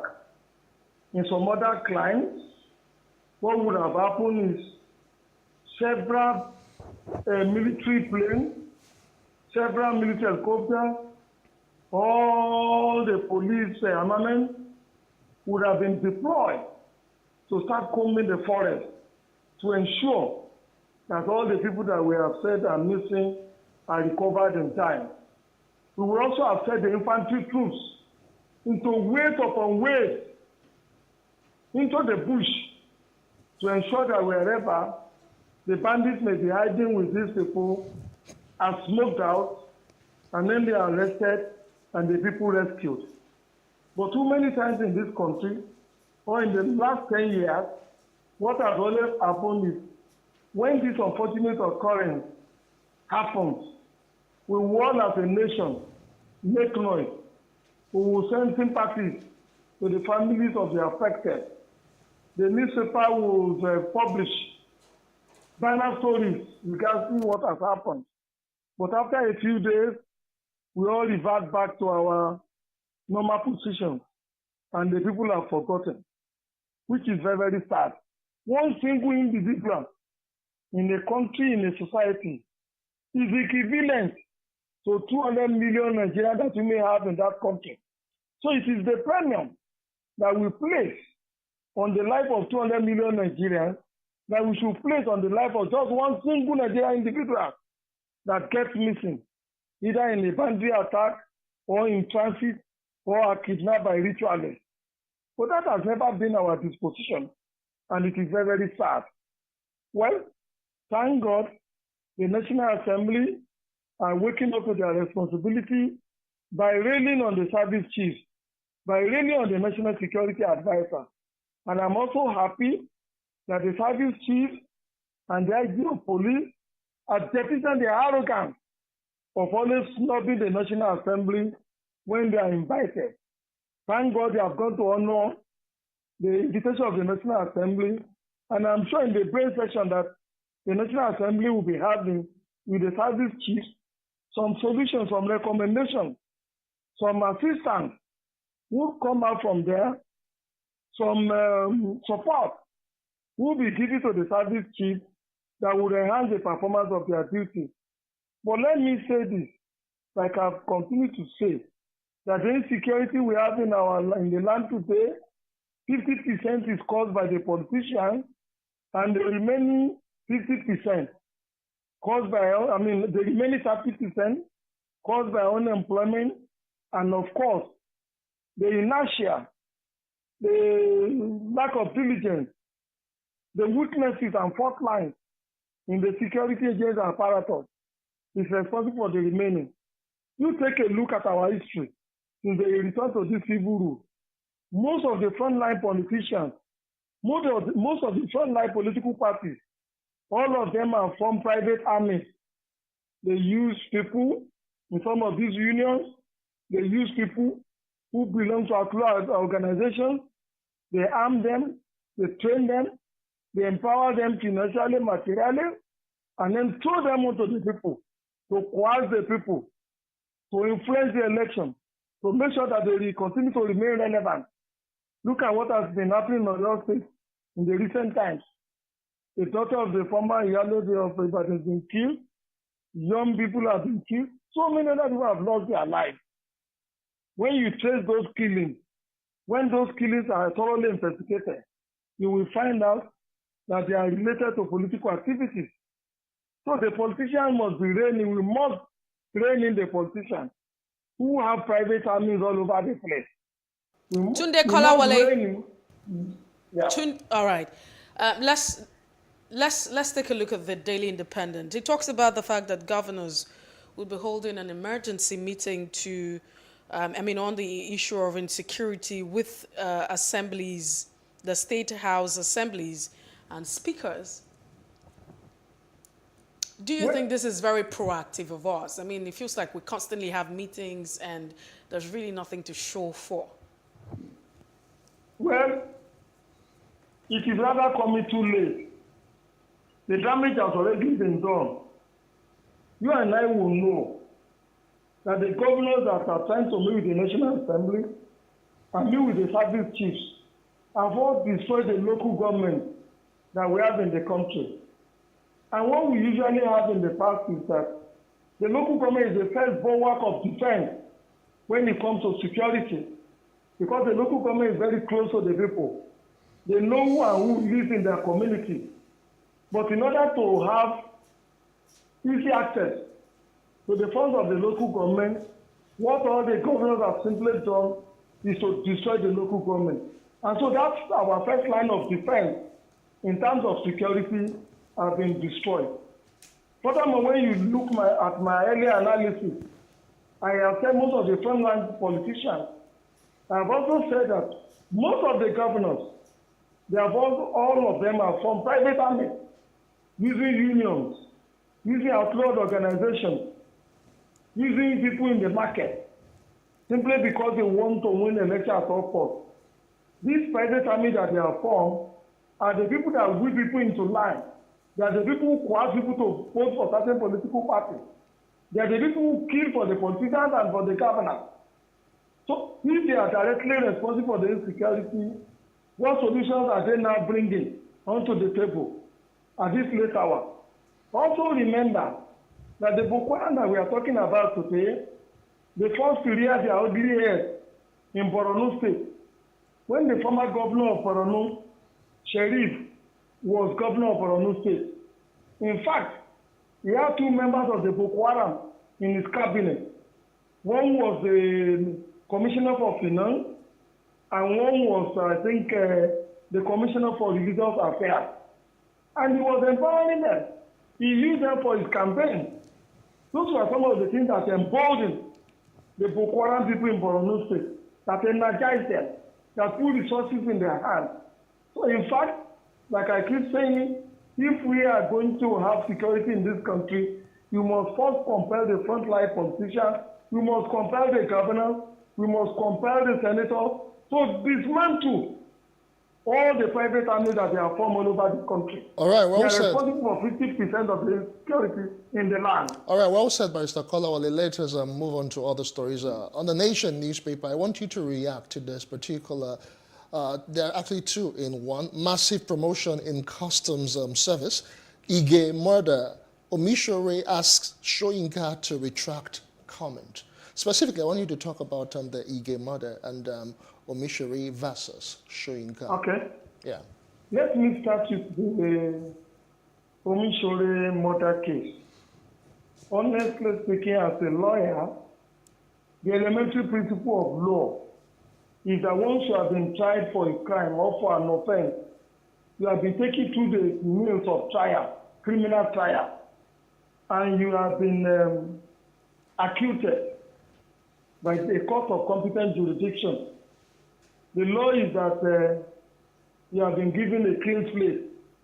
Nobody can attribute, nobody can ascribe, nobody can start labeling you, nobody can start accusing you of that crime again.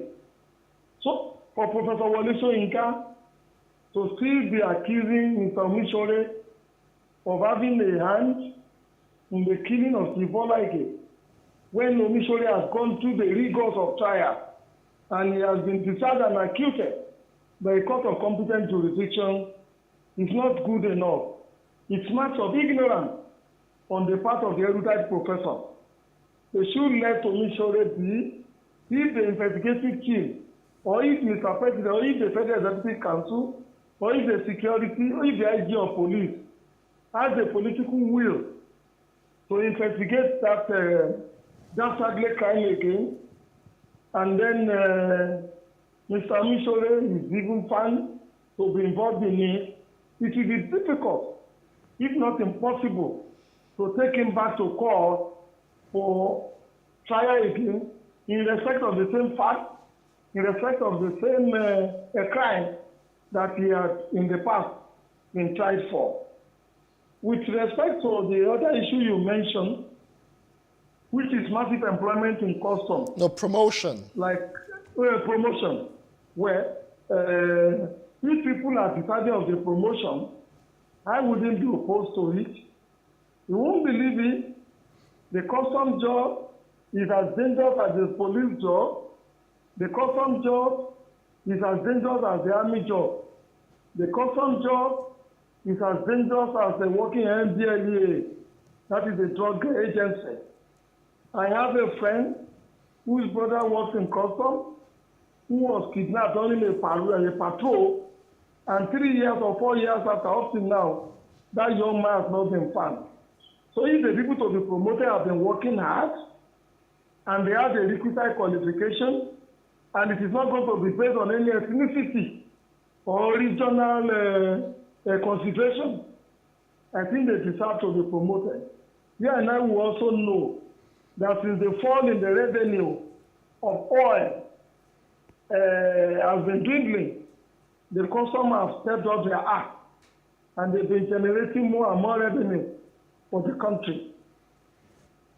All right, we must say a very big thank you to you, Barrister Tunde Kolawole, for all of your analysis and your insight and input that you have brought to these stories that we have reviewed on Off the Press today. We do appreciate your time.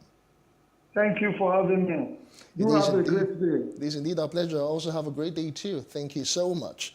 All right, that's as much as we can take Off the Press for this morning.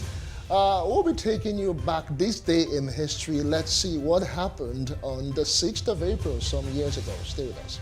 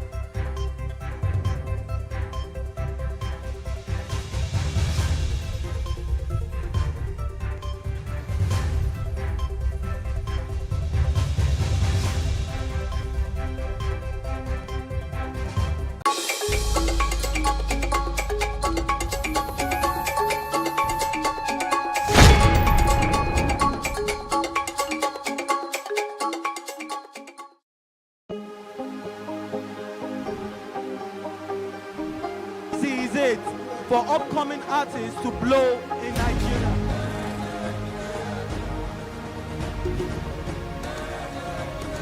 Welcome to Plus Trending. I am Booking November, your host, saying thank you for joining us on today's episode. Welcome back. It's tea time on Plus TV Africa. Practice makes perfect. I'm not perfect yet, but I'm a lot better than I used to be. He's a king. He's entitled to marry 100 if he wants to.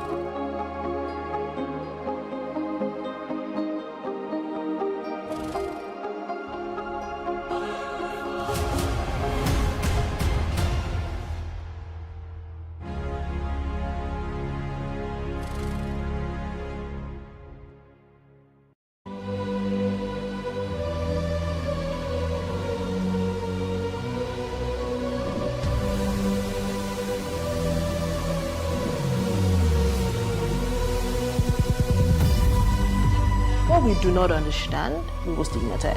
What you can see is the remaining of the tanker that exploded. The suspect equally confessed.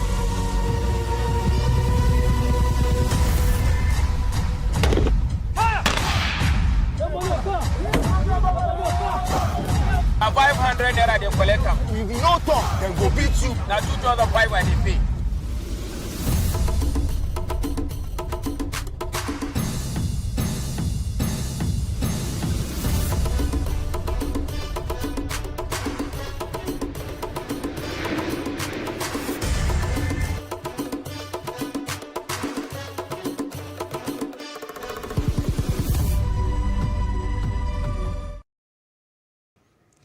All right, welcome back. It's still The Breakfast on Plus TV Africa. It is a beautiful Wednesday. We'll start our conversation this morning. We'll be looking at politics, specifically with the People's Democratic Party. As its mandate ended on Tuesday, the 37-person zoning committee of the People's Democratic Party flung open its presidential ticket to all aspirants. The decision came after a meeting on Tuesday at the Benue State Governor's Lodge at Sokoro, Abuja. The sources who pleaded anonymity said the committee threw open the ticket due to exigency of time, saying zoning in their party's constitution is affirmed. All right, we have Diro Odeyemi joining us right now, and as we look at the future of the PDP as they head to polls in 2023, as we get issues of zoning, leaving the ticket open, and just what is next for the PDP. Good morning to you, Diro Odeyemi. Thanks for joining us on this discuss. Good morning. I'm happy to be with you this morning. It is indeed a pleasure. So from what we understand, the People's Democratic Party is like a free for all, not free for all as in the fight right now, but free for anyone to contest, the presidential ticket right now. No issue of zoning right now. So what does this all portend? It means that just anyone who has an ambition can decide to vie for the presidency. Is that what the PDP is telling us? Can you repeat the question? I hardly hear you because there is no interference. All right, the question right now is that, so what exactly is the situation with the People's Democratic Party as regards the presidential tickets for the 2023 election? So no more zoning, is that what the PDP is telling Nigerians? Yeah, what PDP has demonstrated is maturity and understanding of the precarious situation we have in Nigeria. And what our aspirants have done is to demonstrate that their ambition, their personal ambition, is not bigger than the concern of all Nigerians. They are ready and they are willing to put aside their personal desire for leadership in the overriding interest of the masses. They made the work of the committee much easier by talking to themselves, forming themselves into a committee of aspirants, believing that the way and manner PDP had consensus produced the national chairman, which has brought peace to the party, could be replicated in the presidential election. So they made the work much easier for the committee because they are walking around, they are traveling around, and they are talking among themselves. So there is no point for the committee to now put it expressly to them that no, we are narrowing it down to this section. As a member of the committee, as a member of the party, committed member of the party, who are eager and willing to see that PDP wins the presidential in 2023. They want to listen to Nigerians. Irrespective of where each and every aspirant comes from, they know that it is the governance, good governance in Nigeria that matters. Not necessarily the religion, not necessarily the color, not necessarily where an aspirant comes from. If they are doing this among themselves, it should be applauded. And we thank them for making the job easier. Well, it's really interesting to know that all of a sudden the PDP is understanding that, you know, the cries of Nigerians is most important. But the question now here is your party, that's the PDP, is really responsible. If you look at history, entrenching, you know, the principle of zoning and rotation. The question here is what is different? I mean, if you look at history from 1999, at the time where you have Olusegun Obasanjo, you want to take that through up until, you know, 2019, you have the principle of zoning very strong and very apt. So what is really different? What's the, why are we having a U-turn now for the PDP? It is not different. It is different. Even among the aspirants, they will still consider zoning among themselves. No, so it is very different. I'm sorry. We don't have to belabor it. No, we only need to give the party and the aspirants some time. No, so I'm saying that the history, if you look at zoning, we probably won't be talking about zoning in the Fourth Republic if not for the PDP. And so zoning has become a thing that your party has been known for and strong for. And what is different now, we're talking about 2023, now you're saying that Nigerians, I mean, you know, the party is sensitive to the needs of Nigeria. And I'm wondering how that, you know, it's a reality, how true that is if you look at the current issue with Nigeria. So I'm asking, if you have entrenched the principle of zoning and, you know, rotation, if you also look at your constitution, the party constitution stipulates it very well. If you want me to read it, I can go ahead and read it. So what's different now? Nothing has changed, really. What we have done is to allow the aspirants to do the zoning among themselves. And that is exactly what they are doing. They are going about it systematically. By the time they come up with the candidate, with the consensus candidate that they agree on, then we will now interpret zoning in another way. So zoning is still on, but is now to be deliberated and decided by the aspirants themselves, instead of the party handling it on their neck. But so it has not changed. But what does all of this portend right now, you know, for members of the party? Don't you think that some section of the party might feel a bit aggrieved, because over time they have been saying that they have been marginalized in the affairs of the People's Democratic Party, and they feel that it is their right, it is their turn, maybe the South, you know, to produce the next president from the People's Democratic Party. Don't you think this might cause a bit of maybe some sort of disgruntlement among some members of the People's Democratic Party? Nobody should be disgruntled now, because there has not been a final statement of issue on where we are picking the president. What we have done as a party is to express a kind of suspension on the minds of Nigerians. We are still working within the time. Give PDP that time and the opportunity to come out with a candidate. Then the issue of zoning will now be discussed. And you will know that as a party that wants to win an election, we are being strategic and systematic about choosing our candidate. So nothing has changed really. For the mere fact that we have not announced Tony, for the mere fact that we have not specifically said this is our candidate, give us time and keep watching. We appreciate your interest in PDP, and we know Nigerians are waiting for PDP in 2023. So we don't want to get it wrong. We want to listen to what they are saying. We want to know the requirements. We want to present a candidate that is capable and personally will have won election to a certain extent. So that is what we are working on.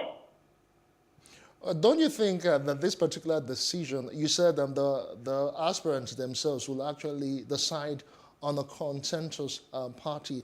I don't know how this might play out, but don't you think it might give room to maybe the money bags, as it were, those who, much better off when he talks about the wherewithal to run for the 2023 president, they might want to undo the other aspirant who might not really be as advantageous as they are. If the aspirants in their wisdom decide to be talking among themselves, if in their wisdom they are placing Nigerians above their personal interest, let us clap for them. Let us agree that they have the interest of Nigerians at heart. Let us put aside the issue of somebody comes from somewhere. They will solve that among themselves. That is exactly what I keep saying. So invariably, what you're telling us, if we have to put it differently now, so PDP is actually putting the issue of who is best competent or capable to handle the affairs of the party as opposed to whatever zone that he may come from. That is exactly what PDP is showing. And don't be surprised if APC decides to copy our style, which was exactly what they did at their Congress. Because we choose our party through consensus. And we are planning to choose our presidential candidate through consensus too. Let us see how APC are going to choose their own.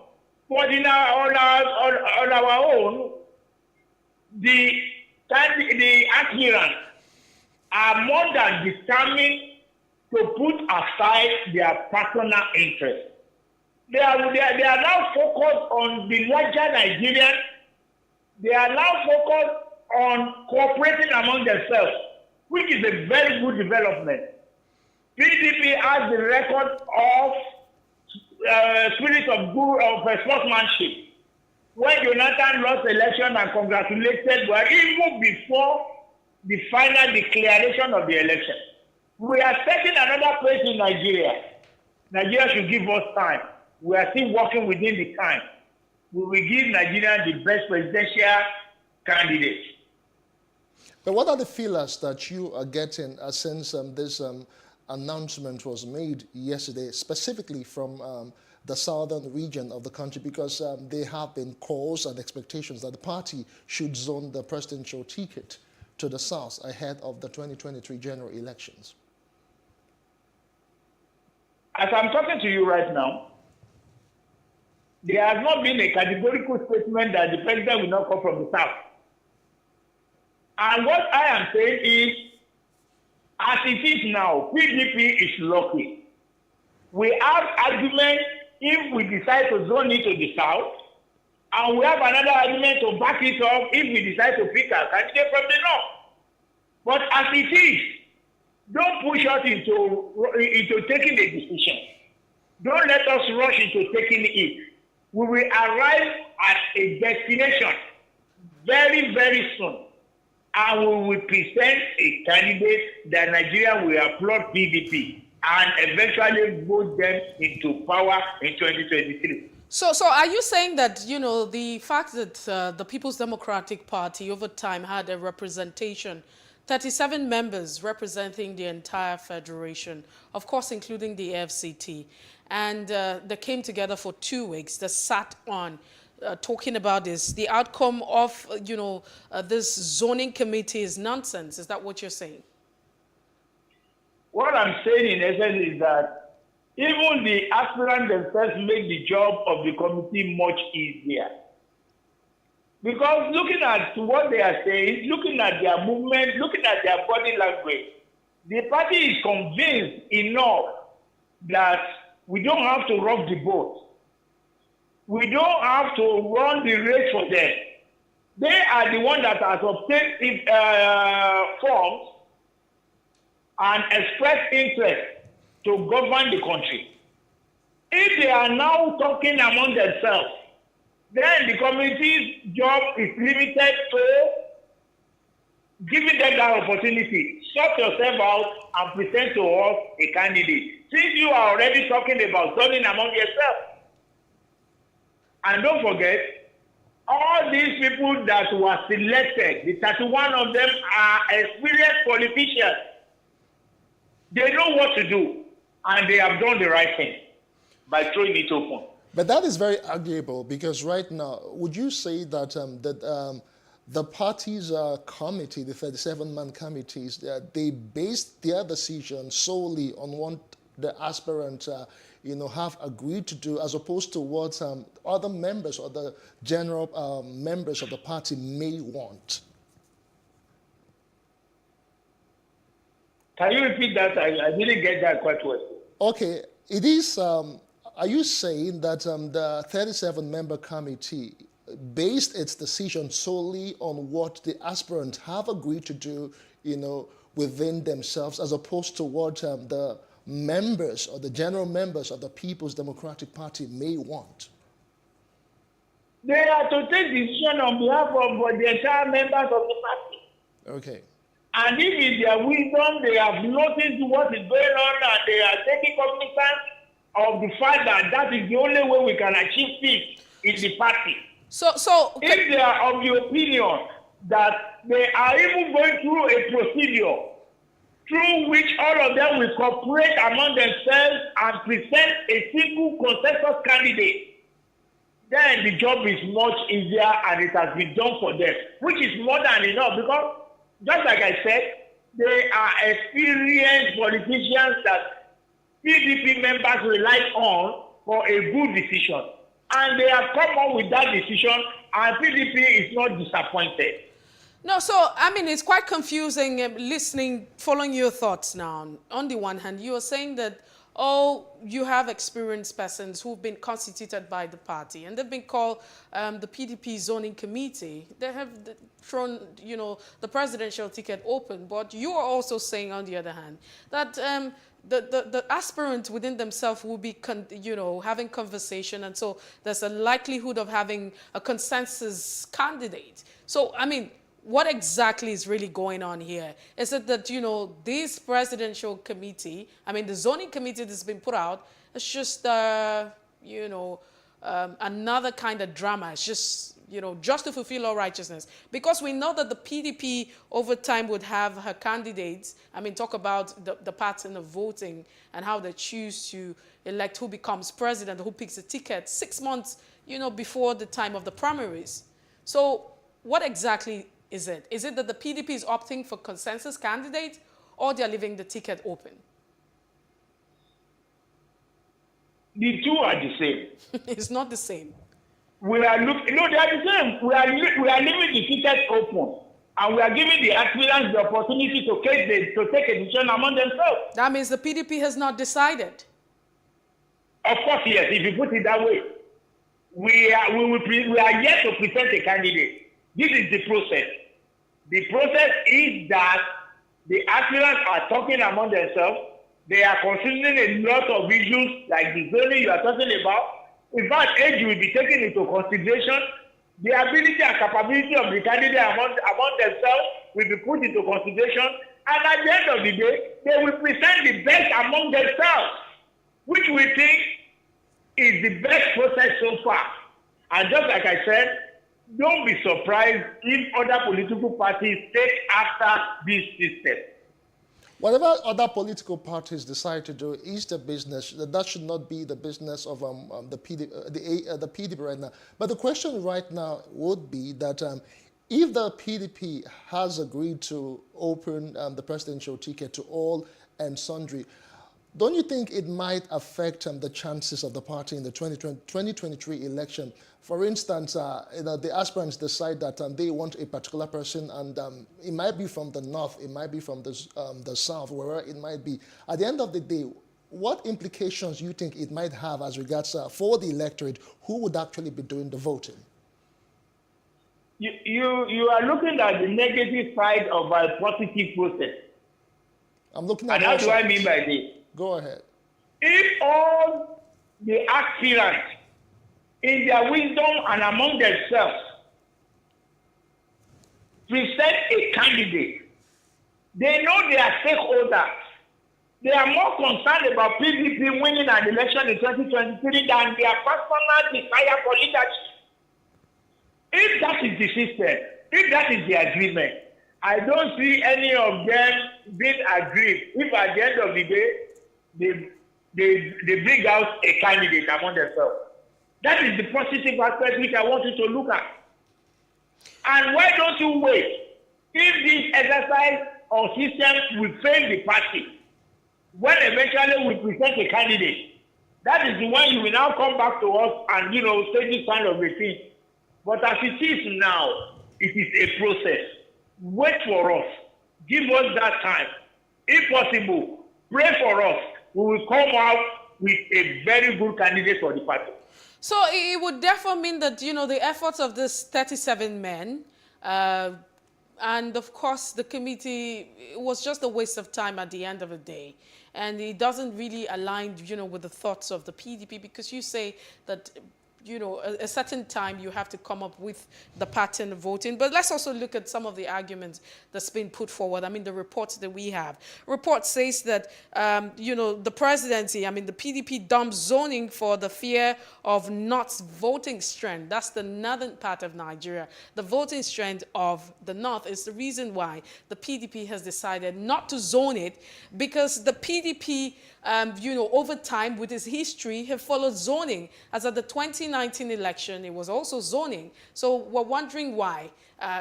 Those who are off, we've also seen arguments that have been put out by members of your party, who are also from the southern part of the country, who believe that at this point in time, the PDP should have categorically zoned it without even any committee, to the southern part of the country. And so, what do you make of this? Is it really true that it's out of the fear of the voting strength of the North that your party has decided to allow, the presidential ticket open?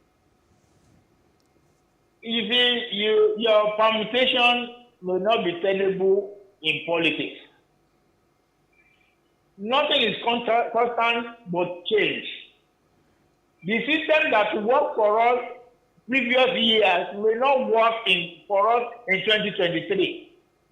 Wow. Just like I said, we are being systematic and strategic about where we are picking our candidate. If we still suspend the minds of Nigerians, looking towards where other political parties will pick their candidate before we make our choice, why don't you reason with us that perhaps we are delaying things systematically? Why don't you look at it that way? And I want to put it to you that the job of the wise men we put together to decide the zoning is not a waste. They did the right thing. They spoke among themselves and they spoke with the aspirants. And what we are saying in essence is, if the aspirants themselves decide that, don't worry yourself, we will do the work and we'll come up with the best interest of the party at heart. I insist, and I'm saying that the committee did the best work so far, and the aspirants themselves deserve applaud for taking the consideration of the party and 2023 into serious account. So what's the future of the People's Democratic Party now that all of this is happening as you guys go for your primaries and, of course, ahead 2023 elections? Can you repeat that again, please? What's the future of the People's Democratic Party as you go for your primaries and, of course, ahead the 2023 elections? The future is bright. Very, very bright. Nigerians are waiting for us.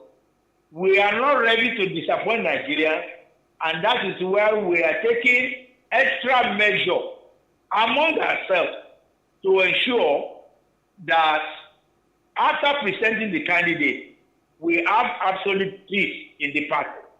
And the only way you can have that is if you have all the aspirants coming together and applauding the choice eventually, so that we will all work together.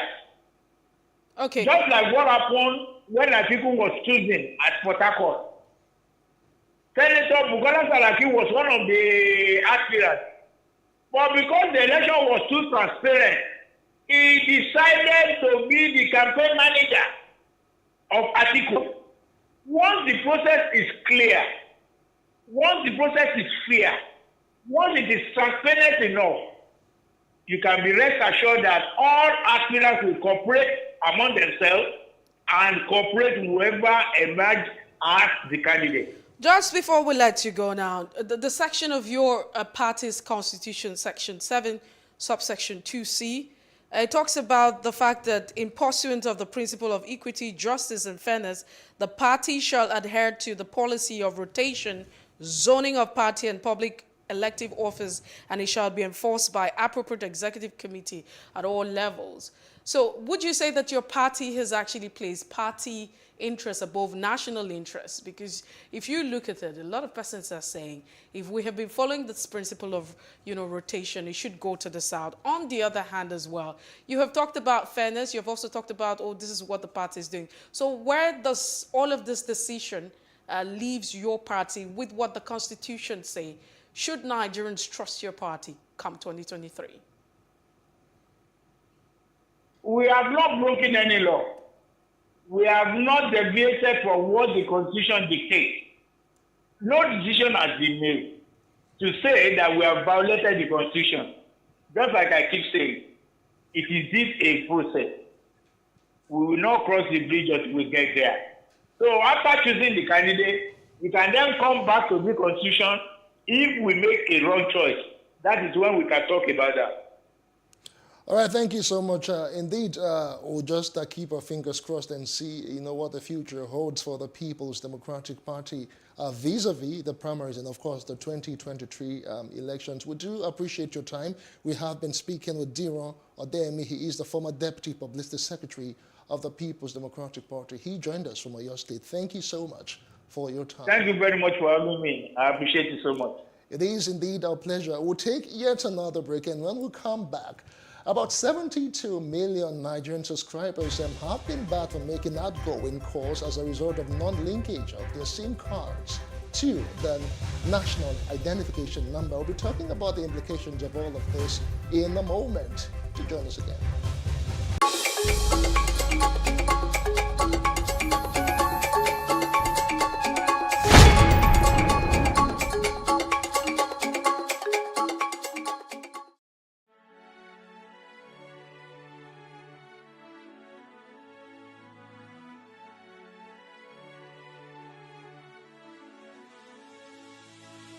It is engagement we need to have. Those who suffer miscarriages are never taken into account. Members of the National Assembly are also influence peddlers. You are sitting on Nigerians' money. From the barbing, I pay my rent. From the barbing, I send my children to school. A consultative engagement. No any tangible notification before they ban us. It's one thing for people to be at your back and the heat of the moment, and another thing for them to still be with you when push comes to shove. I will do everything to take Lagos out of the national grid.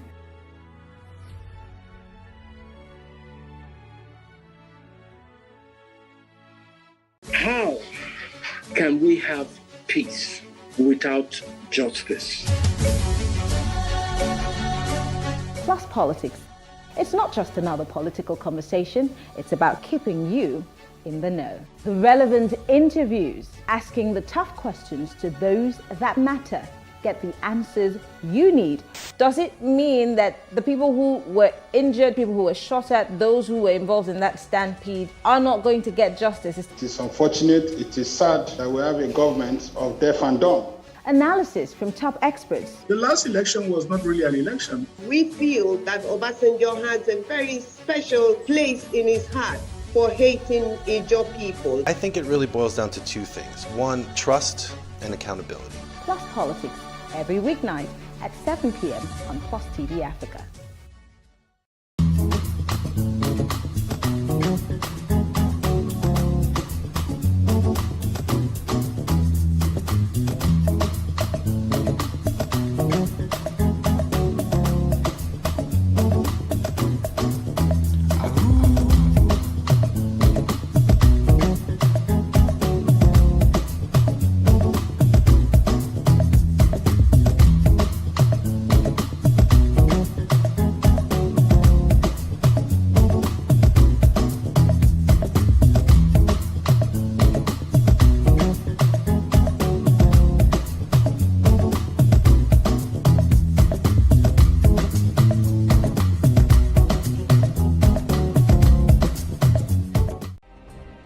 Nigeria's Niger Delta region, from where the black gold fuels Africa's largest economy, where the lines between wealth and poverty has never been thinner. Conflicts, poverty, insecurity, and environmental challenges daily confront the region.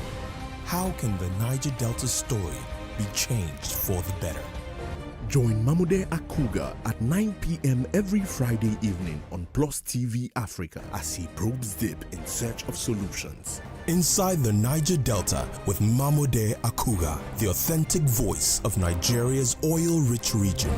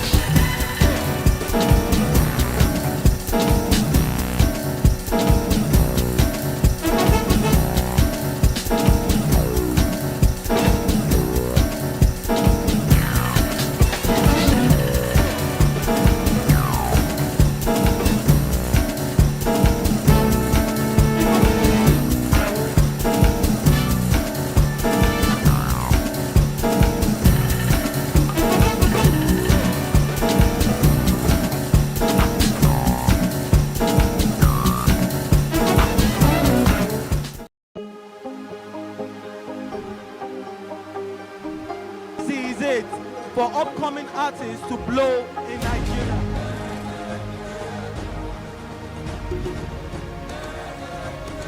Welcome to Plus Trending. I am Bookie November, your host, saying thank you for joining us on today's episode. Welcome back. It's tea time on PlusTV Africa. Practice makes perfect. I'm not perfect yet, but I'm a lot better than I used to be. He's a king. He's entitled to marry 100 if he wants to.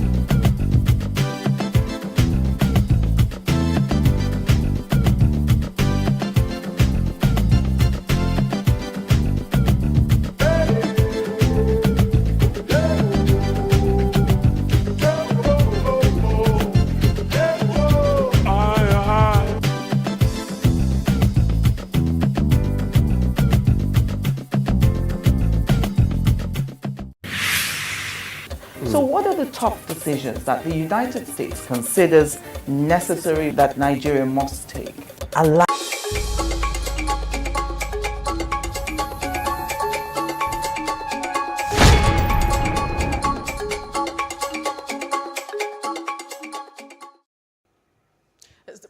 Breakfast in Plus TV Africa. It's time for us to look at the second conversation. And we look at the fact that over 72 million subscribers have been barred from making outgoing calls. And this is the directive from the federal government to telecommunication companies. We find out the implication of that on our economy and the way forward. Telecommunication companies and the federal government are at risk of losing an estimated 66.74 billion naira to the barring of outgoing calls to 47 million subscribers' identification modular cards that have not been linked to the national identification numbers. The federal government had on Monday ordered telecoms to bar all outgoing calls of the SIM cards not yet linked with the NIN effective April the 4th, 2022. According to the government, over 125 million SIM have and their NIN submitted for immediate linkage verification authentication. We're now being joined by Abdullahi Okunu, General Secretary of the Private Telecoms and Communication Senior Staff Association of Nigeria. It's good to have you join us, Okunu Abdullahi. Okay, thank you so much for having. The name is actually Okonu, not Okonu. Okonu. Thank you. It's good to have you join us, Okonu. Go ahead with your thoughts now. What do you think about this? Some people think that the federal government has actually breached the fundamental human rights of Nigerians, as much as this is a necessary issue, but the issue of the rights of the people have been breached. Okay, thank you so much. Yes, when a policy like this is rolled out and action is taken, it is natural for people to lay complaints. Some that will support whatever the action is, and there are those that will oppose it. And if you could recall, the issue of linkage of SIM to NIN, has been one that has been going on for a while now. If I'm not mistaken, it should be about a year now that this has been out there. You understand? And I can also remember that I came very much on this program also to have that discussion at that point in time. For us then, when they first introduced the linkage and giving a deadline of, I think, the first instance, 2 weeks, we objected it and we said that it was not convenient. It was not, as a matter of fact, possible for them to achieve such. Because in the first instance, people do not even understand the essence of the linkage. Then apart from that also, the bottleneck that is involved in the linking of the NIN to the SIM has not been taken care of. And we are giving them 2 weeks. And good enough, the government listened to wise counsel, and they kept, shifting the deadline to this moment that they gave orders to the operators to bar people from making calls. You understand? Yes, to a very large extent, people may want to say that, yes, it is their fundamental human right to communicate that their right has been breached and the likes like that. Yes, it is understandable. But when we look at it from the angle, from the perspective that a lot of positives will come from the linkage of this thing, the NIN to the SIM. But most especially when it comes to the insecurity that is pervasive in our land today, I think all hands should be on deck for us to support the government in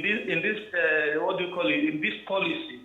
So what I want to say, where I have problem actually as a person, is that some people also claim that they did this registration, yet they were bad. So if anybody is going to be bad at all, it should be those that had neglected the call for them to link up the SIM to their, to the NIN to their SIM. You understand? And it shouldn't be those that, that have complied.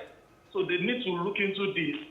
All right. So, For now, that's my take on that. All right, Okono, we'll come back to you. We'll come back and get more reactions concerning this issue of those who have actually linked their SIM to the NIN and are still having issues, making calls in a moment. But our correspondent, Love Ikuku-Oyedoku, was at the NIMC Center in Lausa Ikeja, and she compiled this report. Let's take that right now. The deadline for the name SIM linkage was extended on multiple occasions by the authorities. This was to allow Nigerians freely comply with the policy. Despite many postponements, some people failed to comply. People have been telling me to go and do it, but I just take it lightly. Maybe it's not something that is meaningful. But now that they've blocked my line, so I have to run down to do it. These ones here said it was no fault of theirs. I came to the NIN office. NIN office said I have to pay a sum of 15,000 naira before they can change the date of birth. And the date of birth is like I was born 1989 and then they gave me 1991. So, and it was so painful that I had to save up money to now pay up that amount.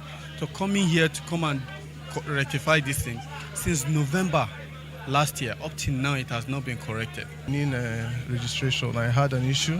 I need to retrieve my line, and they told me my NIN is BVN generated. I need to come here and modify. And getting here, the crowd is so much. I left what I was doing to be here, and they're telling me I have to start afresh. That's the process I am. It's crazy. Lost my passport. I went to Abuja. I was captured.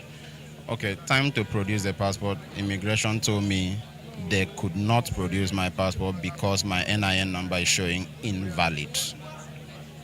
So I had to hold on, call some people in NIMC, did this, did that. It didn't work.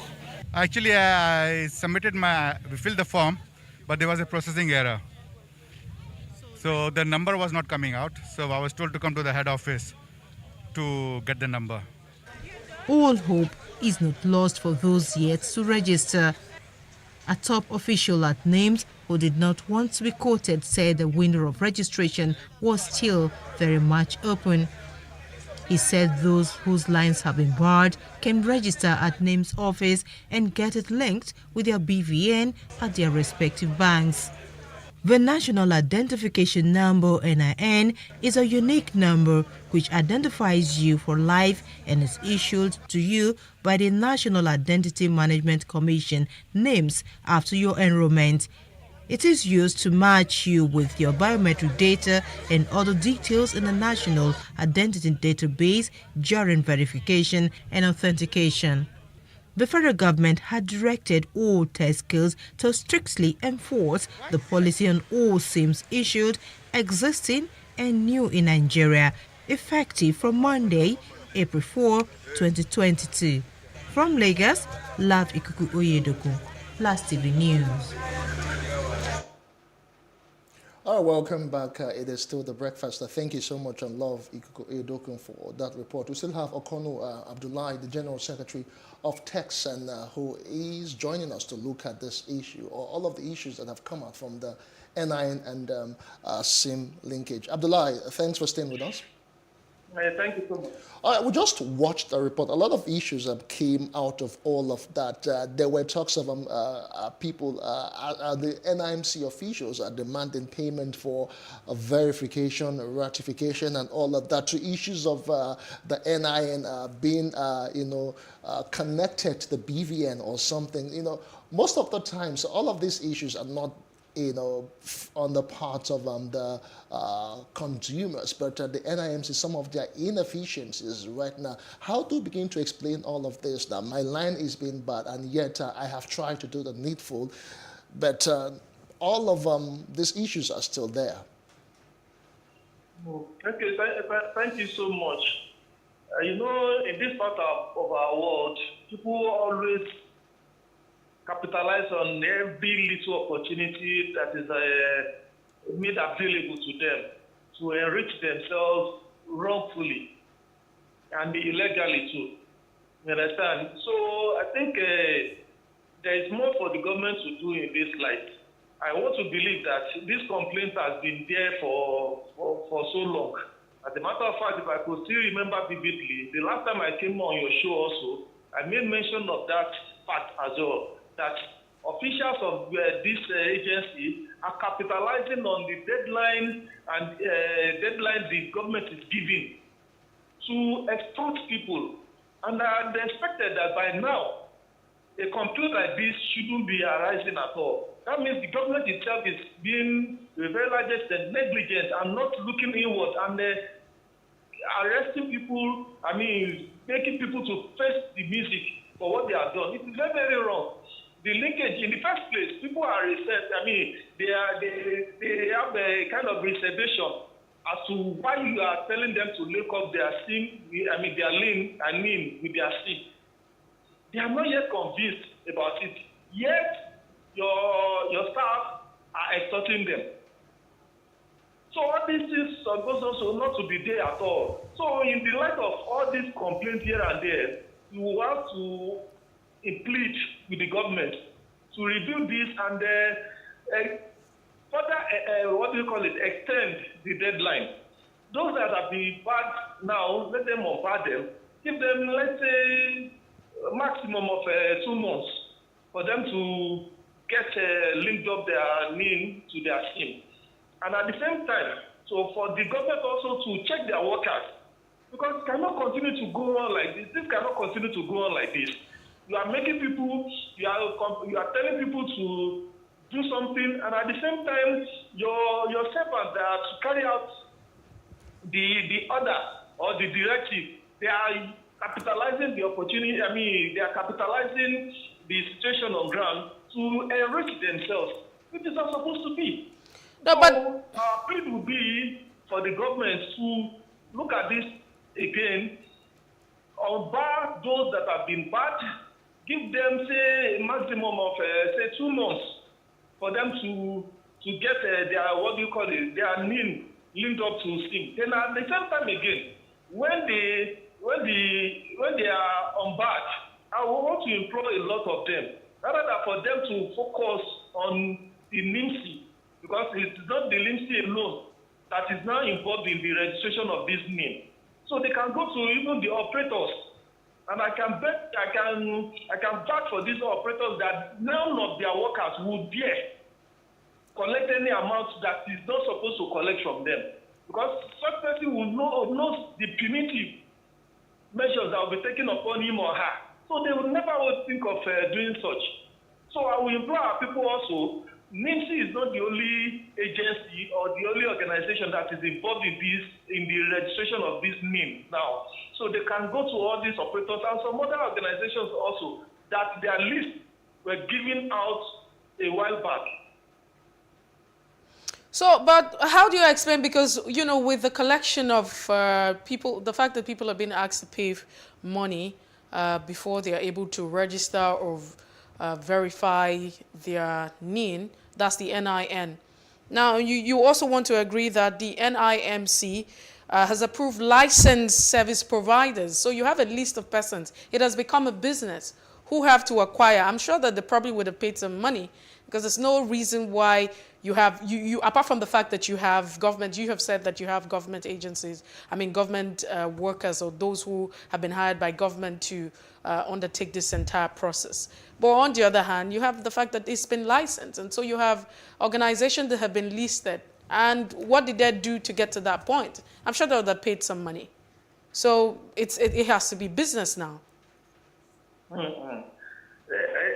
Anyway, I've not at this point in time received any information as regards people being asked to pay money for them to get registered from these operators. People are being asked to pay money. If that is the case, yes, then there is need for us to complain, for people to complain, because a lot of things may actually be going on that are wrong, but the government may not be aware of them. So in the situation whereby the government does not say that they should be collecting money and they are collecting money, we should raise our voice, we should talk against it, and we should let those in the authority to be aware of such. A policy like this, for it to be successful, you want a lot of people to be involved to do it willingly, then you need to remove the payment of money from it. Because a lot of people are so much impoverished presently as we speak now. A lot of sufferings in the land. And you're asking people to still go ahead to pay for them to link up their SIM, their link to the SIM. It is very, very wrong. So it's you very wrong. It's yeah. something we need to talk against, and the government must do the needful. So you have a list. You have a list of organizations and agencies approved and licensed for helping provide the NIMC services to the general public. Helping. So we really do not understand. I mean, when you say help, help is help, but how helpful have there been, and at what point is help being defined as help? So like you have mentioned, it's important that the government needs to be very transparent with this, because one would expect that the process should be, number one, a continuous process, just like you have with the INEC, registration and process, which is, I mean, no one asks you to pay money for you to register, get your voter's card and what have you. One is expecting that this should be a replica of it, and there should be constant sensitization and awareness. But a quick one before we let you go. The essence of having this, NIN being linked, the NIN being linked to the SIM cards, do you think it has lived its purpose? We're talking about security purpose here. Sorry, I didn't get that, please. So the essence of the linkage, you having your NIN and linking it with your SIM card, do you think that it has lived the purpose that the government brought this for? The issue of securing lives and properties? Yeah, so to a very large extent, it will play a vital role, as a matter of fact. But has it played a vital role, is the question? Well, for me, it may be very difficult for me to sit down here and say yes or no if it has played a vital role or not. It is the government itself, those in government, that will be able to answer perfectly, to say that, okay, the essence of rolling out this policy is to achieve so, and so. They are the ones that are in the best position to assess themselves, to say, okay, yes, we have been able to achieve what the set out goals. You understand? So I think those in government are in the best position to really answer that. Thank you. All right, thank you so much. Indeed, we have been speaking with Okono Abdullahi. He is the General Secretary of Texan, and he has shared his thoughts concerning the NIN or NIN SIM linkage today. Thank you so much, Abdullahi. Thank you so much for having me. Yet again, I'm going to say, reach out to all Nigerians. If you have not linked your NIN to your SIM cards, please do so, because at the end of the day, it will better the lot of all Nigerians. It is still arguable if the essence of the linkage has been achieved, but then only time will tell. But let's just do the needful. Let's just follow the federal government's directive. But that's the size of the show for today. My name is Justin Akadonye. If you missed out on any part of the conversation, it's all right to follow us on Facebook, Twitter, and Instagram, and to subscribe to YouTube channels at PlusTvAfrica and PlusTvAfrica Lifestyle. Many thanks for watching. I am Messibo. We'll have a fantastic day.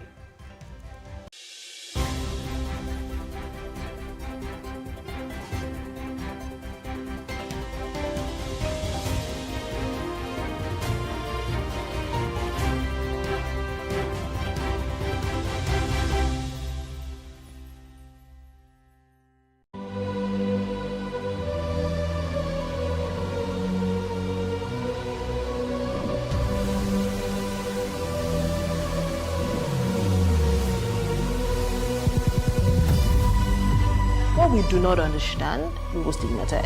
What you can see is the remaining of the tanker that exploded. The suspect equally confessed.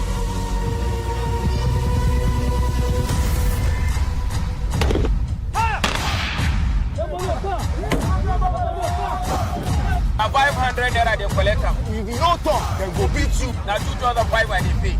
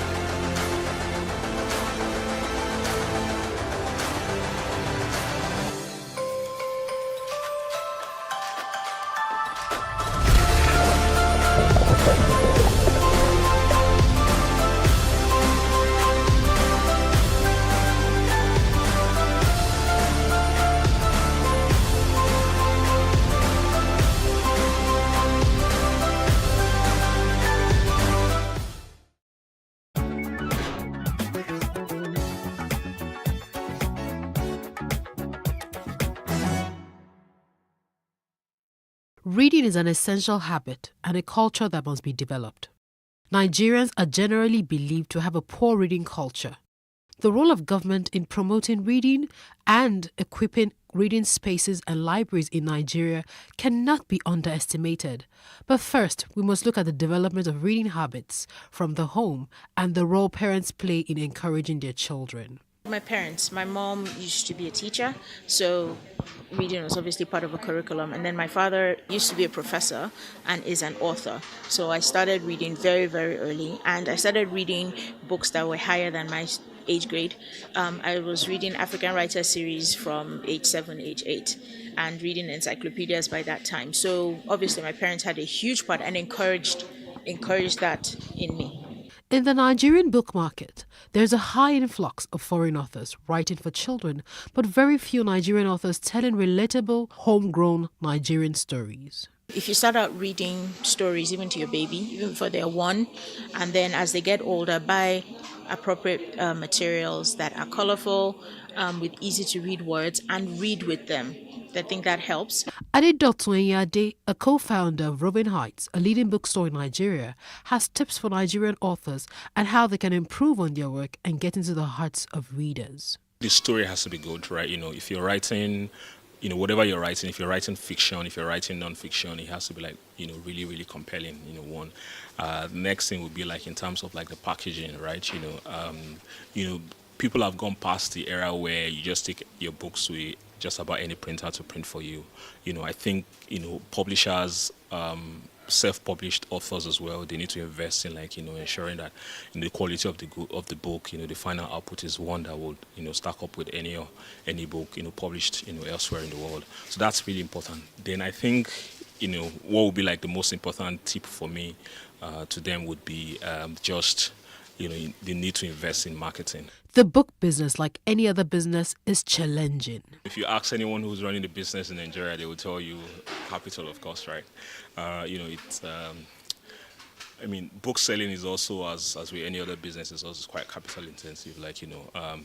Getting to pay your rent, getting to actually buy the books and stock up like your shelves when you have them.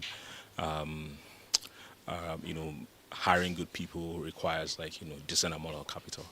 So I would say it's getting the startup funds to set up something, and then if you're looking to do it at scale like we're hoping to do, then it also requires you raising funding, which isn't readily available in commercial banks, right? I don't think a bank would say they want to give you a loan to set up a bookstore. They probably will be skeptical about the number of people who read. So for us, I think it's just I would say capital is at the top of the totem pole.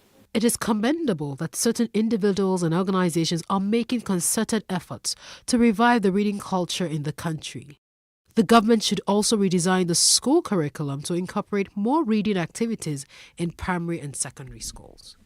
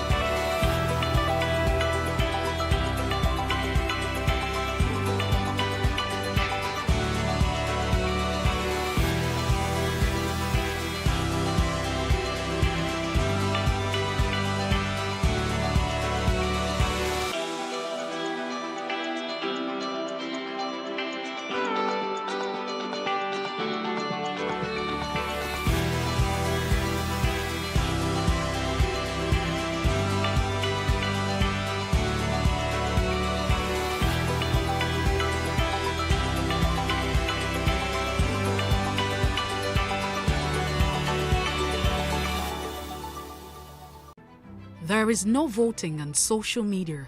To vote, you would require a permanent voter's card. To get your PVC, visit cvr.inecnigeria.org. Create your account with a valid email address and start the registration process. An activation link will be sent to you. Click on the link and activate your account. Fill out the form, pick and submit a convenient date and time for your biometrics. print the application slip, which should have your QR code. On the appointed date, go to the nearest INEC office for your biometric capturing. Thereafter, you will get a registration slip to pick your permanent voter's card when ready. Get your PVC today. This message is from PlusTvAfrica.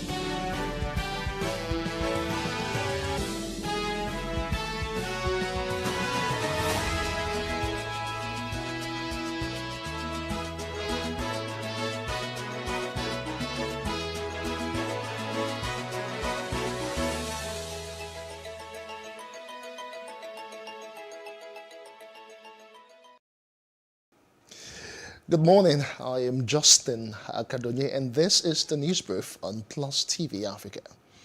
As expected, many Nigerians have been unable to make calls with their SIM cards after the deadline of the NIN SIM linkage exercise. The Plus TV News correspondent Love Ikuku Edokun was at the National Identity Management Commission NIMC office in Ikeja, where she met some who have been caught in the web. The deadline for the name SIM linkage was extended on multiple occasions by the authorities. This was to allow Nigerians freely comply with the policy. Despite many postponements, some people failed to comply. People have been telling me to go and do it, but I just take it lightly. Maybe it's not something that is meaningful. But now that they've blocked my line, so I have to run down to do it. These ones here said it was no fault of theirs. I came to the NIN office. NIN office said I have to pay a sum of 15,000 naira before they can change the date of birth. And the date of birth is like I was born 1989 and then they gave me 1991. So, and it was so painful that I had to save up money to now pay up that amount to come in here to come and rectify this thing. Since November last year, up till now, it has not been corrected. In registration, I had an issue. I need to retrieve my line, and they told me my NIN is BVN generated. I need to come here and modify. And getting here, the crowd is so much. I left what I was doing to be here, and they're telling me I have to start afresh. That's the process I am. It's crazy.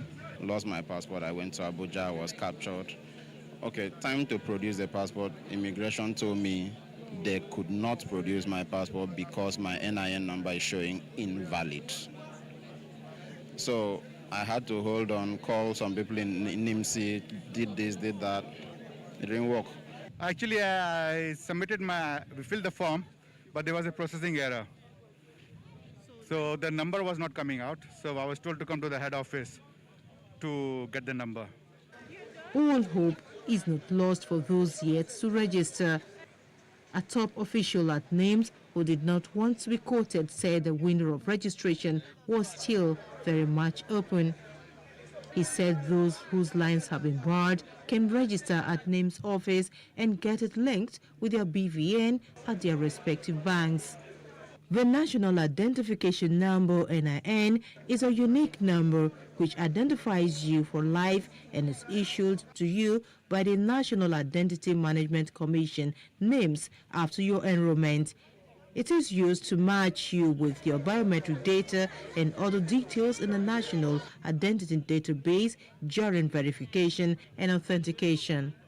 The federal government had directed all Tescos to strictly enforce the policy on all SIMs issued, existing and new in Nigeria, effective from Monday, April 4, 2022. From Lagos, Love Ikuku Oyedoku, Plus TV News. Now, President Muhammadu Buhari has credited Nigeria's rise in prominence as Africa's fertilizer powerhouse to the implementation of the right policies by the President's administration. The President acknowledged this while receiving the Executive Committee of Fertilizer Producers and Suppliers Association of Nigeria, PEPSIN, at the State House on Tuesday. The President said that this remarkable achievement in a very short period of time had ensured a steady flow of investments to the sector from the private sector, bringing prosperity to millions of Nigerians and good returns to investors. According to the Fertilizer Working Group, which reviewed and validated fertilizer consumption data spanning over 12 years, Nigerians have seen its highest consumption of fertilizer at 1.8 million tons per annum in 2021. Today, sir, many nations who rely on fertilizer import are facing acute fertilizer shortage as a result of the evident in Eastern Europe. However, thanks to your policy, Nigeria remains one of the few countries in Africa and indeed the world where fertilizer availability is not an issue. Mr. President, for the 2022 wet season, I would like to declare to you and all Nigerians that FEPSIN is ready, willing, and able to ensure fertilizer are available in all the parts of the country. Nigeria should not panic. Fertilizer remains a key input to achieving food security, and in realization of this, the Central Bank of Nigeria has continued to place great importance on its availability and accessibility by farmers to improve yield, productivity, and ultimately output. To achieve this, Your Excellency, the bank has developed and modified some of its interventions to support the fertilizer industry. Some of the interventions include the Rural Sector Support Facility, the Commercial Agricultural Credit Facility, National Food Security Program, and the Presidential Fertilizer Initiative. Our focus was on three key areas: security, economy, and tackling corruption. For every nation to have peace and prosperity, its economy must be inclusive. For Nigeria, a predominantly agrarian nation, having an inclusive economy meant we needed to prioritize the enhancement of our agricultural value chain. Now, the Senate has extended the implementation year of the 2021 Appropriation Act from 31st March to 31st May 2022. The extension was approved following the consideration of a bill to amend the 2021 Appropriation Act. The bill was read on Tuesday for the fourth, second, and third times. The bill was sponsored by the Senate leader, Senator Yahya Abdullahi. Abdullahi explained that the extension of the budget period became imperative in view of the need to complete ongoing projects nearing completion. A total of 3 bills on Tuesday skilled second reading on the floor. In view of the critical importance of these key projects which are nearing conclusion, it is expedient to grant further extension of the expiration clause to avoid confounding the problem of abandoned projects, given that some of the projects were not provided for in the 2022 budget. Therefore, the need to extend the implementation year to 31st March 2022 is apparent.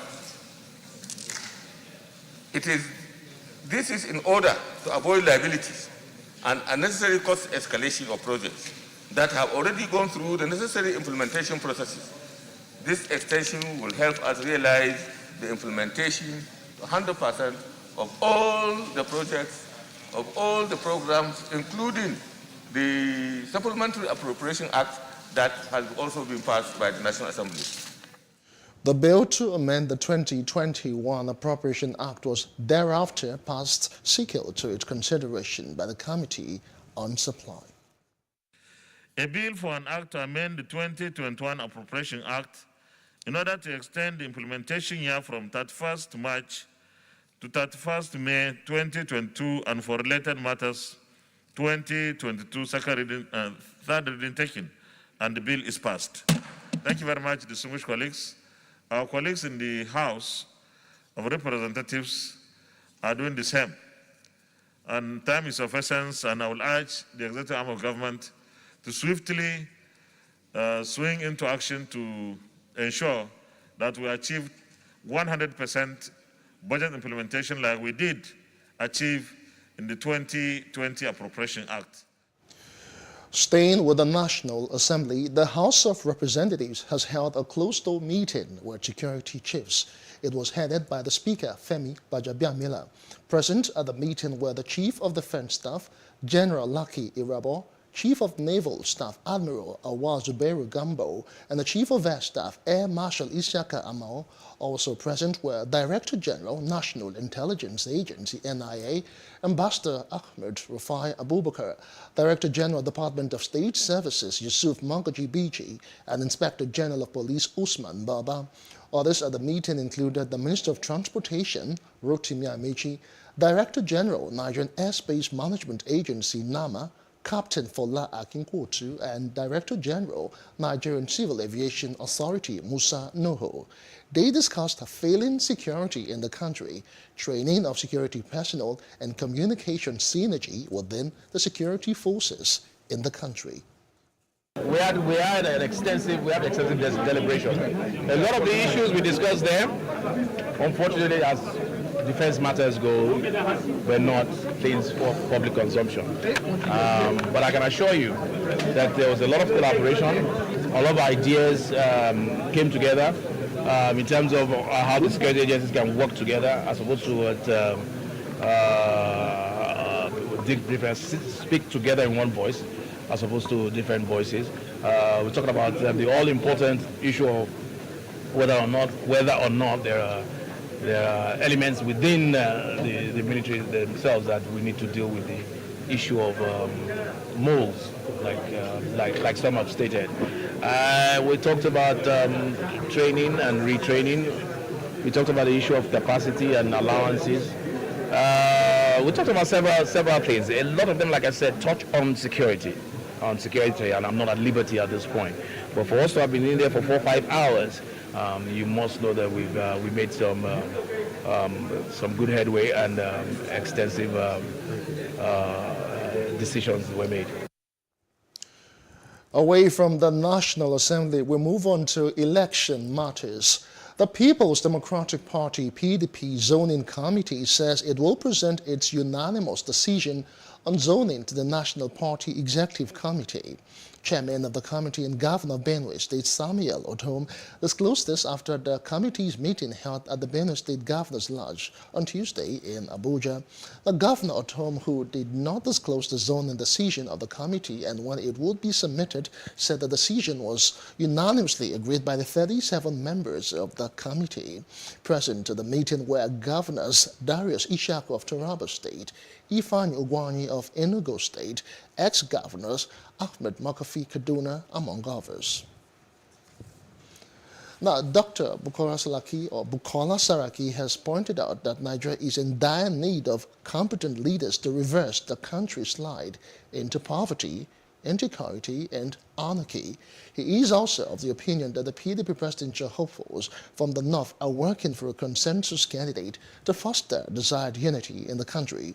Saraki made his position known in Asaba when he led other aspirants on a consultative visit to Delta State Governor Ifeanyi Okowa in the government house, Asaba. According to him, Nigeria was the largest economy in Africa under the PDP. Now, he regretted that the country is now the poverty and kidnapping capital of the world under the APC.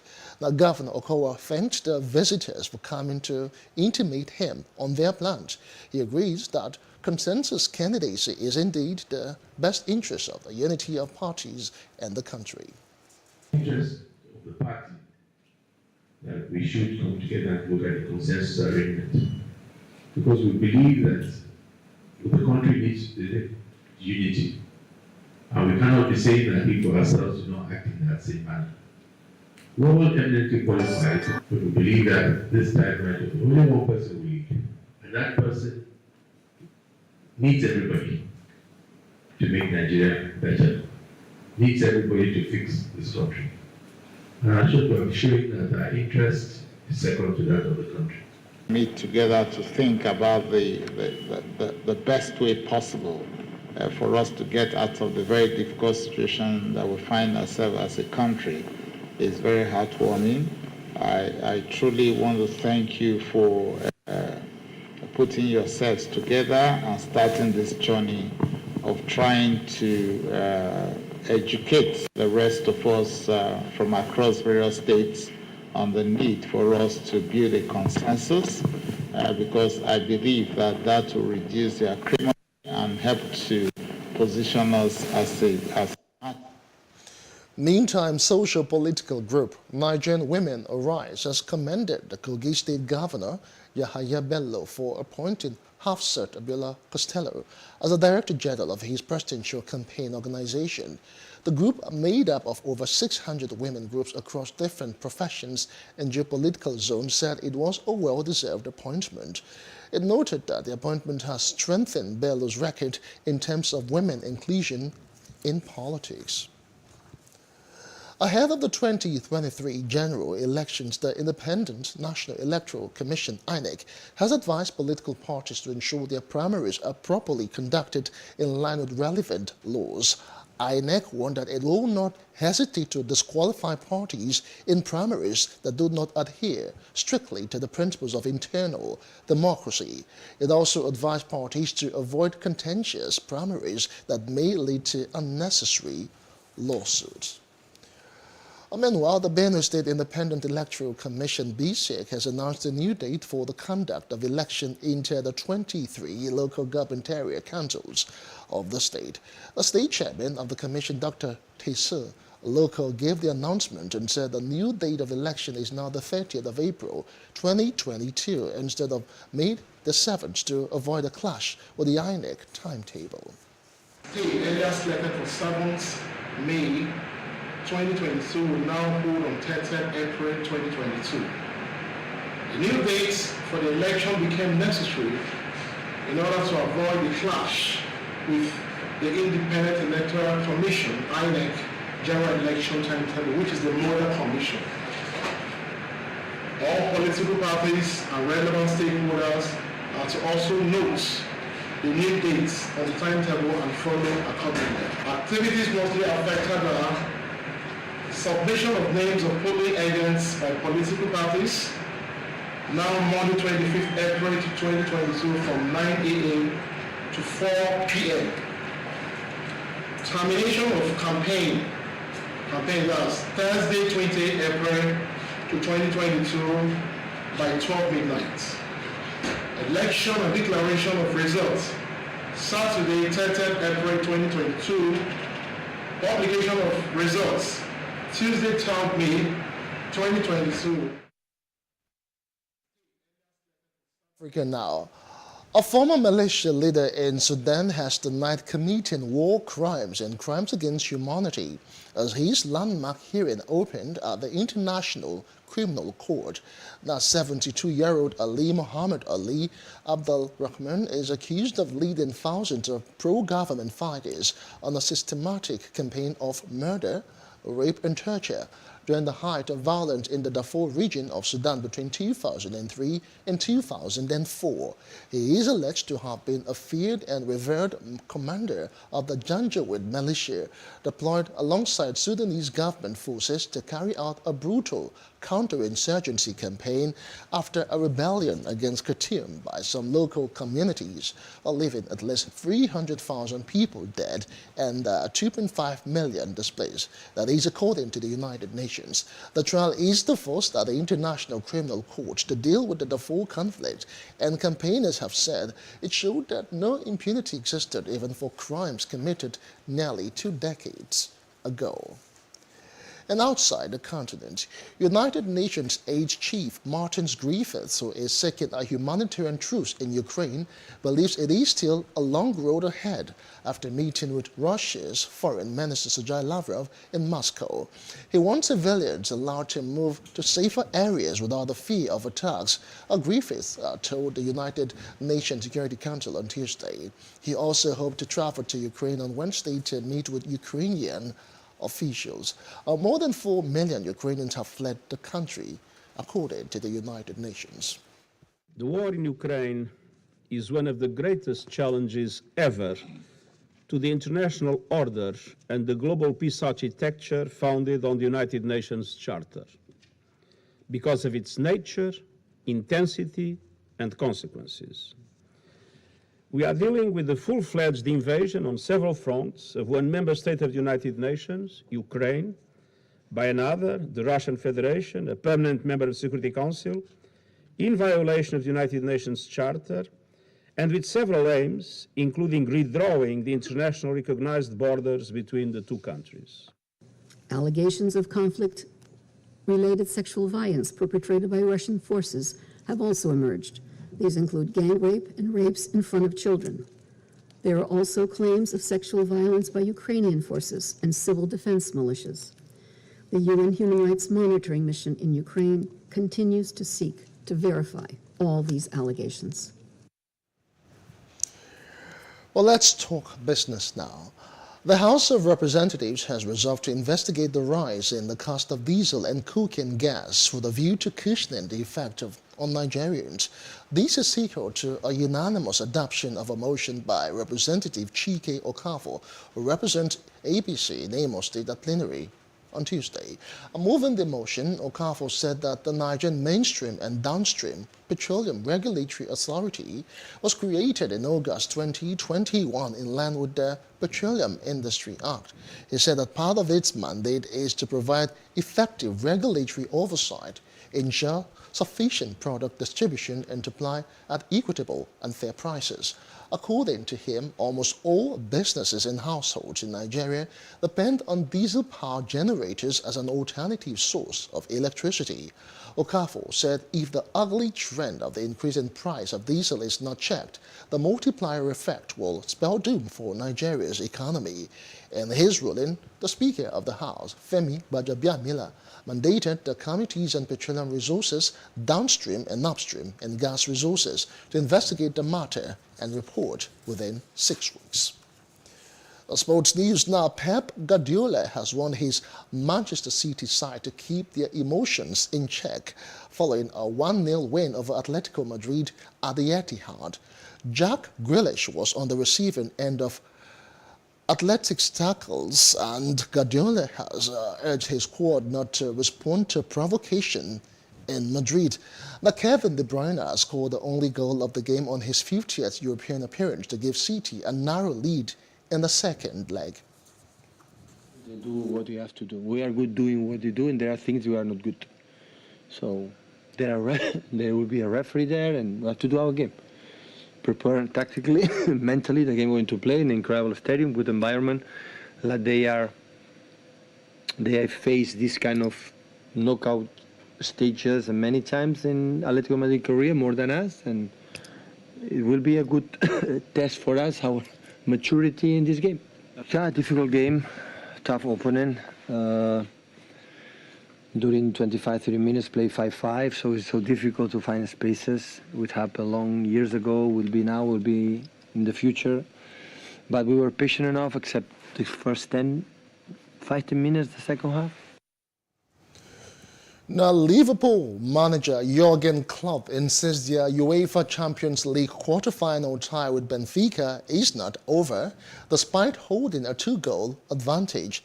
The Reds secured a 3-1 win in Lisbon after goals from Ibrahima Konate, Sadio Mane and Luis Diaz ahead of next Wednesday's second leg at Anfield. A club feels Benfica made a game of it after being 2-0 down and could do the same next week for the return leg.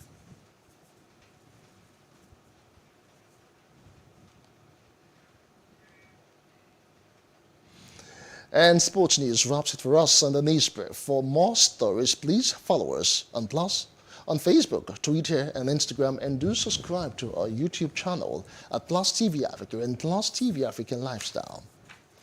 I am Justin Nakadoni. Many thanks for watching. Plus Sports comes up next. Stay with us.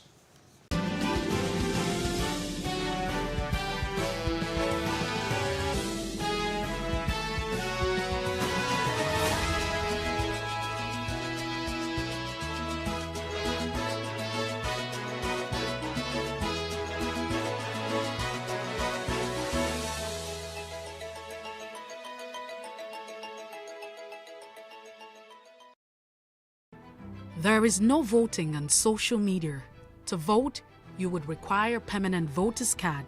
To get your PVC, visit cvr.inecnigeria.org. Create your account with a valid email address and start the registration process. An activation link will be sent to you. Click on the link and activate your account. Fill out the form, pick and submit a convenient date and time for your biometrics. Print the application slip, which should have your QR code. On the appointed date, go to the nearest INEC office for your biometric capturing. Thereafter, you will get a registration slip to pick your permanent voter's card when ready. Get your PVC today. This message is from PlusTvAfrica.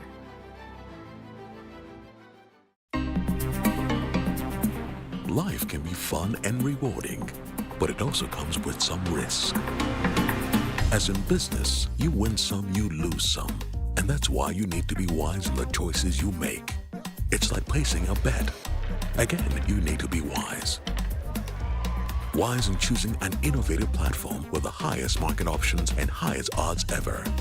That's why Winners Golden Bet, the leader in online, in-shop, virtual, and live sports betting, gives you enhanced platforms that offer you the best chances of winning. For betting on live soccer matches, live dog races, and virtual games. Winners Golden Bet is your best bet. Instant payment of winnings guaranteed. Play online or in any of our numerous shops nearest to you. Hey guys, be wise. Play on Winners Golden Bet. Winners Golden Bet, the wise choice. How can we have peace without justice? Plus Politics. It's not just another political conversation, it's about keeping you in the know. The relevant interviews, asking the tough questions to those that matter. Get the answers you need. Does it mean that the people who were injured, people who were shot at, those who were involved in that stampede are not going to get justice? It is unfortunate, it is sad that we have a government of deaf and dumb. Analysis from top experts. The last election was not really an election. We feel that Obasanjo has a very special place in his heart for hating Ijaw people. I think it really boils down to two things. One, trust and accountability. Plus Politics, every weeknight at 7 p.m. on Plus TV Africa.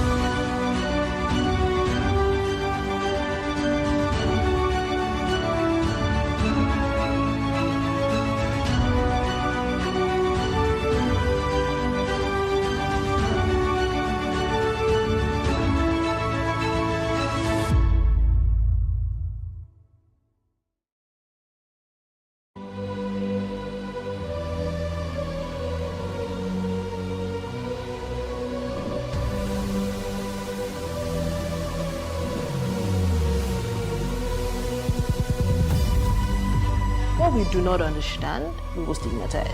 What you can see is the remaining of the tanker that exploded. The suspect equally confessed.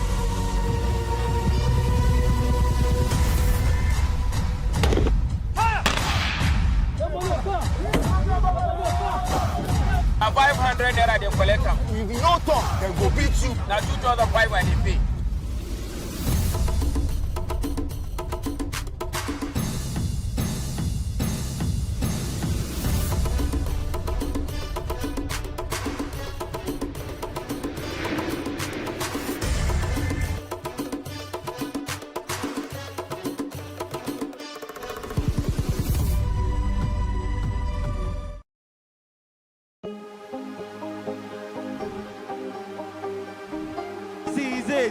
For upcoming artists to blow in Nigeria.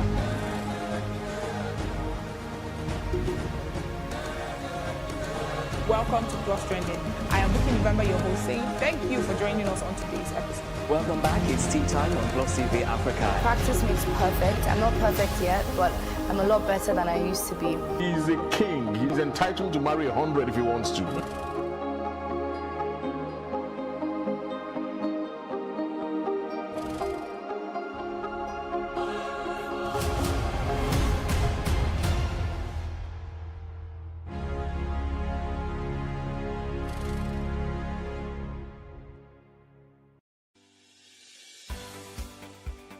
Businesses in Africa can be very challenging. In Nigeria, it is particularly intimidating, and successful builders have learned how to navigate a hostile environment to unlock opportunities. But one major challenge businesses face is how to filter through the noise and identify where their ideal customers exist. Get insight and practical steps from industry players and captains of industries. Hear success stories to help you make informed decisions as you scale your business in Nigeria. Watch Business Insights at this time on PlusTvAfrica.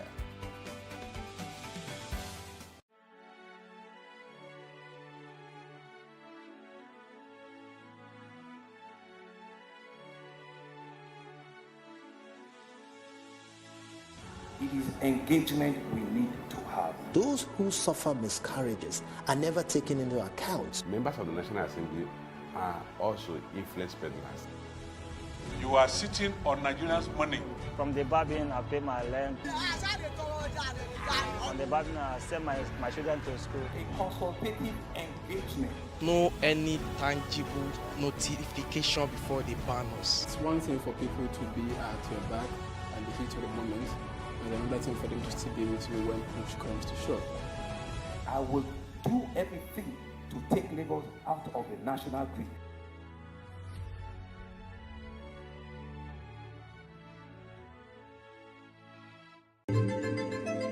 Nigeria, by extension, Africa, is faced with a lot of challenges. The growing youth population with little engagement, that is a ticking time bomb.